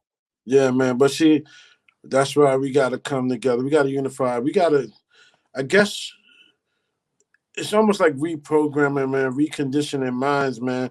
First of all, we got to teach these baby what understanding, like the highest form of love is. Like, that's understanding. Like, we got to get them off of that and other energy they on, man. You know what I'm saying? I don't give a fuck. Like, if you know, and the best people to do that is the people who they look up to, who, because right now it's all about financial success. Like, you know what I'm saying? They don't want to hear, you know what I'm saying? With a brother with a bunch of wisdom and they ain't putting no paper. That's just, it's the same old story. Like, you know what I mean? But Right. we still have to do our duty, though, God. I'm gonna tell you, you know, whether you want to hear it or not, because you're greater than that. And these babies need to know that shit. You know what I'm saying? If you can see by the passing of a lot of brothers that we losing right now in the game and all that, man, like we got to understand. Look at the love they getting, even though, you know, unfortunately they passed. Like, you know what I mean? But look at the love and look at that energy. Look at that. You know what I mean? We have to teach these babies, like, you know what I'm saying? It's just more than just grabbing that and just being so foul to get it or do anything to get it. Like, you know, don't compromise yourself, man. That's the worst shit, you know. At the end of the day, and then that's how they try to get us to live. Like, we don't have no conscience or nothing. We don't care about nothing. Come on, man. We gotta refocus, bro. You know what I'm saying? Facts. Gotta refocus, girl. So you already know what it is. You got me to pop out. You know what I'm saying? Yo, this this was a great occurrence right here. People have been asking for you to come on for a very long time, bro. Yeah, that's peace. And I know you don't do these like that.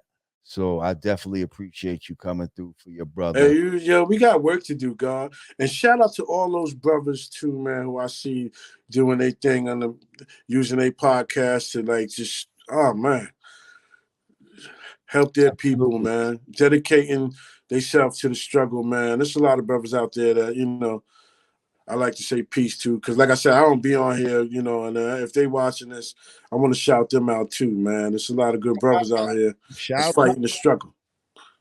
Huh? I said shout them out. Yeah, all of them. Like, you know, shit. For one, my man, I got to check him. I'm going to shout out my nigga Doggy Diamonds, of course. You know what I'm saying? Just hang on, your cameras is going up. Slime. Okay, let me get that back. There you go. It's that heat. It's that gravity. So, yeah, my brother Doggy Diamonds. Who else? All them brothers, man. The young cat Hulk was Hulk is 45. I gotta shout him out too. You know, Yeah. because he's definitely going hard, man. You know, hey, what's up, a guy? The Hassan Campbell, dude. Come on, man. There's brothers out here. That's right. All the brothers. It's so many, man. But you know, those three I definitely be checking. Come on, choke, no joke. Another cat I'll be checking. Like I said, anybody doing anything to help us lift us as a nation and as a people, man, I'm riding all day, man. You know what I'm saying? Already. Yep. Rick Rashid. Yep. All them brothers, man. I just want to say peace, man, and you know, peace to my brother Jay. You know what I'm saying? Yes, sir. And verbalize. Peace to all the gods on earth, of course. All the conscious, all the righteous community, everybody striving to do what need to be done and understand what the situation is and working on trying to make it better. And that's what we got to dedicate ourselves to do. You know what I'm saying? And like I say, we live our life every day the right way anyway. We're going to have fun. We're going to just party. We're going to do all of that. But we also, our main focus as Brand Nubian was always first deal with foundation. Knowledge is always first. You know what I'm saying? And we strive to bring that to our people, and you know what I mean. We dedicated our careers to doing that, and it don't stop. Shout out to the chairman too. You know what I'm saying? It's Facts, another good brother and shit. facts. You know, showed us mad love in the shy and shit. You know, took care of us and everything. And that's it, man. It's like we got to wake up as a nation. You know what I'm saying? Because all that independent wealth and all of that, and you know what I'm saying. That's good. That's fine. You know what I'm saying. But that's not helping us as a people, man. And when we in a condition where we're in a struggle as a people, not as individuals. You know what I'm saying? As a people, as a nation, we have to come together as a nation. You know, I don't give a fuck who don't like it. You know, that's what it is. Like our cause can't be everybody else's cause. Like, you know what I'm saying? Don't feel, guilty because you doing something for your people. Like, a lot of people try to do that shit, make it seem like, oh, you're racist because you're only worried about your people and you're talking about motherfucking right. You know what I'm saying? Other nationalities and races do that. But when we do it, Right. it's a problem. Like, you know what I'm saying? Bro, it's funny you say that because I got some um I got some Asian people that just moved in next door to me, right? Mm-hmm. Um and they're immediately like remodeling and redecorating, before they move in. And it's funny because the people that used to live there, they black, they Right. like fixed it up to sell it, I guess. And now that they sold it, these Asian people came in there and doing whatever the fuck they doing. But I noticed the people doing the work are Asian. Asians. You know what I mean? Like There's it's a no. nothing wrong with that. You Like, know what I'm that's saying? what I'm saying, but I'm just saying, like they're Asian. They hired Asian people. That's just a no brainer for them. Like we're the only ones that I'm black, but I might have a white guy in my house working on my shit. You know what I mean? Uh, Yeah. Instead of somebody from my community or whatever the case may be. Right. Like, why is that just not a no-brainer for us? For us, And it looks like exactly. they're doing quality work. See, Right. you'll have some of us that do, quality work, and then some of us won't do quality work, Right. and then fucking make us not want to fuck with our own. We got to stop that type of bullshit too. Like, you got Yeah. to take But listen, let me pride in your shit. remember when we got in the game, um, messing with Leo. Leo referred us to Bert Padell. Right. Rest in peace, Bert. Like Bert referred us to somebody else, like a Jewish lawyer. It might have been Leo again, Tim Mandelbaum, another Jewish lawyer. So now they do referrals with each Right. other. They sent that all the way down the line. Now, my lawyer, we sitting there, Tim Mandelbaum, you remember Tim, Mhm. and he looks at my watch. And, oh, you like Breitling? I got into Breitling too. Yo, go see my friend such and such and tell him I sent you. Sure enough, you know what I'm saying? I went to his friend Terrytown Jewelers. Hey, I'm trying to get a Breitling, whatever. I want the bong bong bong bong bong, whatever. And I was like, yeah, Tim sent me. Tim Mandelbaum said, oh, good old Tim. Like, hey, yeah, that's my friend. Yeah, what do you want? What do you need? But he referred me to where to go get my watch at. You know what I'm saying? Right. To another Jewish cat. Like, I'm like, that's how they do it. Like, you know Keep what I'm saying? sending it down the line. Like keep Send sending it it down the down. line, bro. So how do we network like that? How do we create a network where when anybody wants something, We even a we we white need even a white person, you see, because you're black, and he sent you to his white boy. So we start sending white boys to the black people. right. You see what I'm But saying? see, I said that because they all were Jews, like Right. Jewish. They Jew that shit down all the way to like 5 referrals, like you know what I'm saying, from Right. one. I'm You know just what I'm saying? saying they referred you. It's not like it's only Jews referring Right. to other It Jews. wasn't like he referred me to a Mexican or Right. African or because American you or were whatever you want to black, call they it, or sent you nigga. somebody black. Like, No, yeah, they kept that shit they in want there. their money to go to their people. They'll send Exactly, anybody God. to their people. So that's what I'm saying. Like, yeah, we gotta support our own, but then we gotta get these other people to support our shit too. We gotta get these Of white. course, but You know what we I got to mean? get our people first. See, this is what I'm saying. I think Absolutely. we have more power. Of course, with numbers, there's strength. So our numbers ain't good. Like if you think about it, Oprah Winfrey, how many years she been on TV? Her show was based in Chicago for a long time. When she got to open up a school, or decided to open up a school, where she opened that shit about? Africa. Exactly. I think it's I don't think, I know when you get to a certain level where your money matters, they're going to keep tabs on you, God. They're not going to let you do, I think, like, let's say me and you had $1 billion right now, they would be shook to death, bro. Yeah. You know why? Because they would have an idea of what we're going to do with that money. Like, you know what I'm saying? I think that comes with stipulations, God. You know what I'm saying?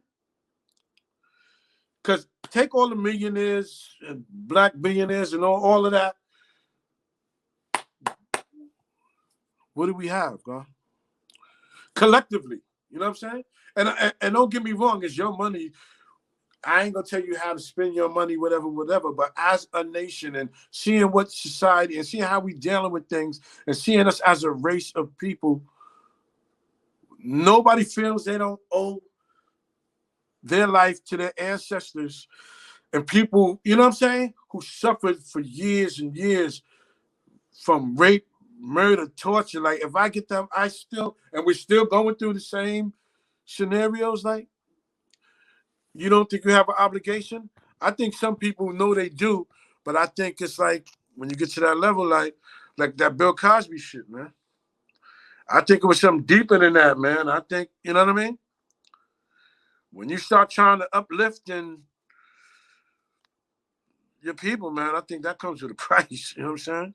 Hmm. So you either keep your money and stay on that road, or you know what I'm saying? Mm-hmm. That's just my ideology on things, man. So that is that's why it's harder for us, like, you know what I'm saying? Right. All of us ain't gonna be successful. Everybody's not gonna make it to the point where they can live comfortably and obtain wealth for generations to come. That's less than 1% of a nation of people, bro. That's probably 0.1. You know what I'm saying? Mm-hmm. So that's the problem, right? But I told you there's a way for us to rise, and like I said, always say, it's always economics. And I don't like to go all into all of this shit because, man, only thing that gets white man mad is you mess with his money, man. Hmm. You know, these corporations, like, if niggas around the planet say, you know, we ain't eating McDonald's for a week, McDonald's be like, yo, what can we do for y'all? You know what I'm saying? Right. It's that simple, bro. Right. But it's all comes with the discipline of people being able to Exactly. say we're not going to eat McDonald's for a week collectively, and that's the Exactly. problem. That's Bro. we don't have. Exactly. See, you know the problem, you know the solution and the answer and everything. It's just a matter of getting it. How does it get done? Facts. And that's basically it. You know what I'm saying? We can make all the black power records in the world, God, but until we do what is necessary to be done, just gonna keep repeating itself, man. You know? And then they're gonna keep coming up with ways and ideals to divide and conquer.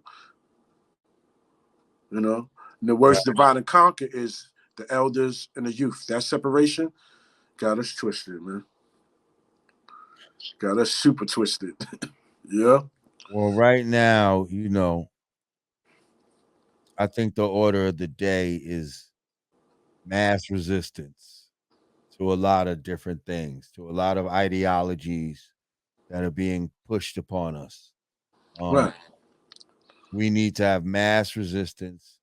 Um, Black people need to resist, white people need to resist, Asian people need to resist.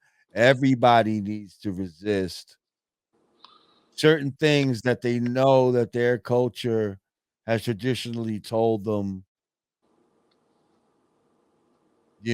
is not right. And now this new society is trying to Mm. create all different things for us. We have to, and if we all do it, you know, if places say, yo, you gotta get bang bang, or you can't come here. Well, then we just won't come there. Mm. And we'll go there, the ones that let us. And then you'll see somebody change their tune, just like you say, economics. Like, Mm-hmm. you have to have that type of discipline, you know what I mean? Where people are willing to walk away from some of their favorite shit. You know what I mean? Whether it's Yeah. hot A lot of guys, people. or the comfort of flying their favorite airline. I don't know. You Yeah, know, but see, a lot of things too, God, is a lot of our babies are being raised like single parent homes, and I seen people get hit up just so they don't, they don't lose their job. right, Like people, like you're willing to sacrifice your life, not knowing what that shit is. It's experimental, and when things are experimental, it takes over 5 to 6 years to find out to do a study. So right now, it's a bunch of experimental shit going on. Like, you know what I mean? But we're quick to just okay because of certain things that we may think we need. And I'm not, like I said, I can't tell nobody how to put food on the table or what, but at what cost do we just, you know what I'm saying? Do right, anything, like, you know what I mean? Like, come on, man. right. It's scary, man. My mom's trying to hit me with that, man. Like, yo, can you drop me to this gym? She called me. I was like, and when she said it, I knew exactly. Why you bugging? I had to call my sister, like, yo, you better check your mom. She tripping, because some other family members on our side went and did that and gassing her. I'm like, yeah, you've been good this far. You good. Like, don't even, you know what I'm saying? Why would you ungood yourself? Like, why would you take that? You know what I'm saying? Because they're telling you, come on, when you hear a commercial, like, even if you good, go make sure you good. Like, come on, without using, if you know what I'm talking about. You know what I'm saying? Mhm. Like that, do that make sense? Nope. Even if you don't, make sure you don't. Does that make any sense, God? None at all, God. None at all, God. Well, that's how they got us, man. But yo, this has been a super build, man. You caught me, Absolutely. man. This is Absolutely. You hit you it up. got me, God. But it was a pleasure, man. And like I said, it's time, man. And we got things to do. Do you be on social media and all of that? Say that again. I said, do you be on social media and all that? Yeah, man. I tap in every now and then. You know what I'm saying? It's What's your IG again? What's it? The Real Grand Poobah? What is it? the real Grand Puba. Real.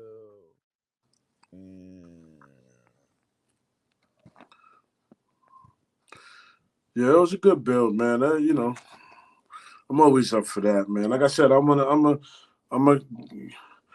go tap in with a few other brothers too, man. Like this right here, we gotta. Yeah, something just popped up. Yeah. That's what it is. All right. Um, that's it, God. We're gonna add on some more, man. We still got more to talk about, man. You know, still got more, man. Cause the road ahead. There's definitely a bunch of obstacles, you know what I'm saying? And with that being said, you know what I I'm was saying? going to say something real quick. With that being said, when I say the road ahead, people want to know Will there or be with a, any brand Nubian music? oh yeah, well we definitely gonna think. Yeah, that's another thing too. Like it's music. The way this is going and it's looking right now, this is looking like some sci-fi movie, man. Like it's gonna certain things you say automatically they're gonna clip you off the air and all of that. Like so, there are important projects out there that you might not have heard. That's gonna be holy grails for you know what I'm saying. Go do your research. There's things and there's information out there because everything that we built on today, God, we've been talking about that for ever and ever. Like that's how we came in talking about what's exactly happening right now because the more things change, the more they stay the same, God. And it's, I'm not going to debate talking about things are getting better. We came a long way from such and such. And, come on, man. I don't want to hear that shit. If we still in same condition talking about just because a few of us get some money, like, come on, man. We arrived, man. This shit is worse than ever, man. It's just camouflaged a little better. Facts. So we're going to get a shaky diggy. Well, yo, God, thank you for coming through. I appreciate you, God. Hey, you already know, Joe. Much love. We still out here doing these shows and all of that. Yeah. So when we want to. Yeah. We can pick and choose. We have the right to be choosy. Right. You know what I'm saying? We ain't, it ain't, right. Like they, a lot of people were saying, you're not stressing. When the pandemic hit, a lot of rappers is gonna be twisted and that it don't affect us. Because when we came in the game, we were, remember what they told us? We're not gonna sell 1 million records. We're kind of like a boutique record label. Like we don't, you know what I'm saying? They don't. They didn't want millions of people hearing what we had to say. You know what I mean? So we knew that came with it. So we know how to eat, God. Facts. All right. On that note, ladies peace, and gentlemen, love, unity amongst we. Let's rise to the top, and we gotta come together. You know what I'm saying? Yes, sir. From the youngins to the old heads to the OGs or whatever you want to call them, we gotta come together, y'all. Because once we unify, then we can reach the sky. You know what I mean? Absolutely, ladies and gentlemen, Grand Puba. Yo, God. Peace, God. Thank you, God. Peace. Peace. And there you have it, my brother, Grand Puba.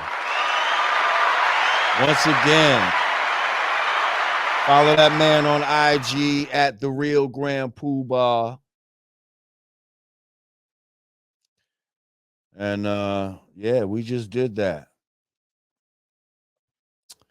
That's hip hop royalty, y'all. Recognize what just happened here. Well, listen, I appreciate y'all coming through for another bill. Shit, that was 3 hours of some change, y'all. We did that one.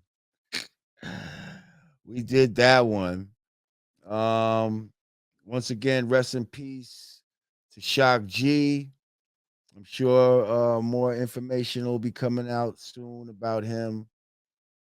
Rest in peace, DMX. Rest in peace, Black Rob.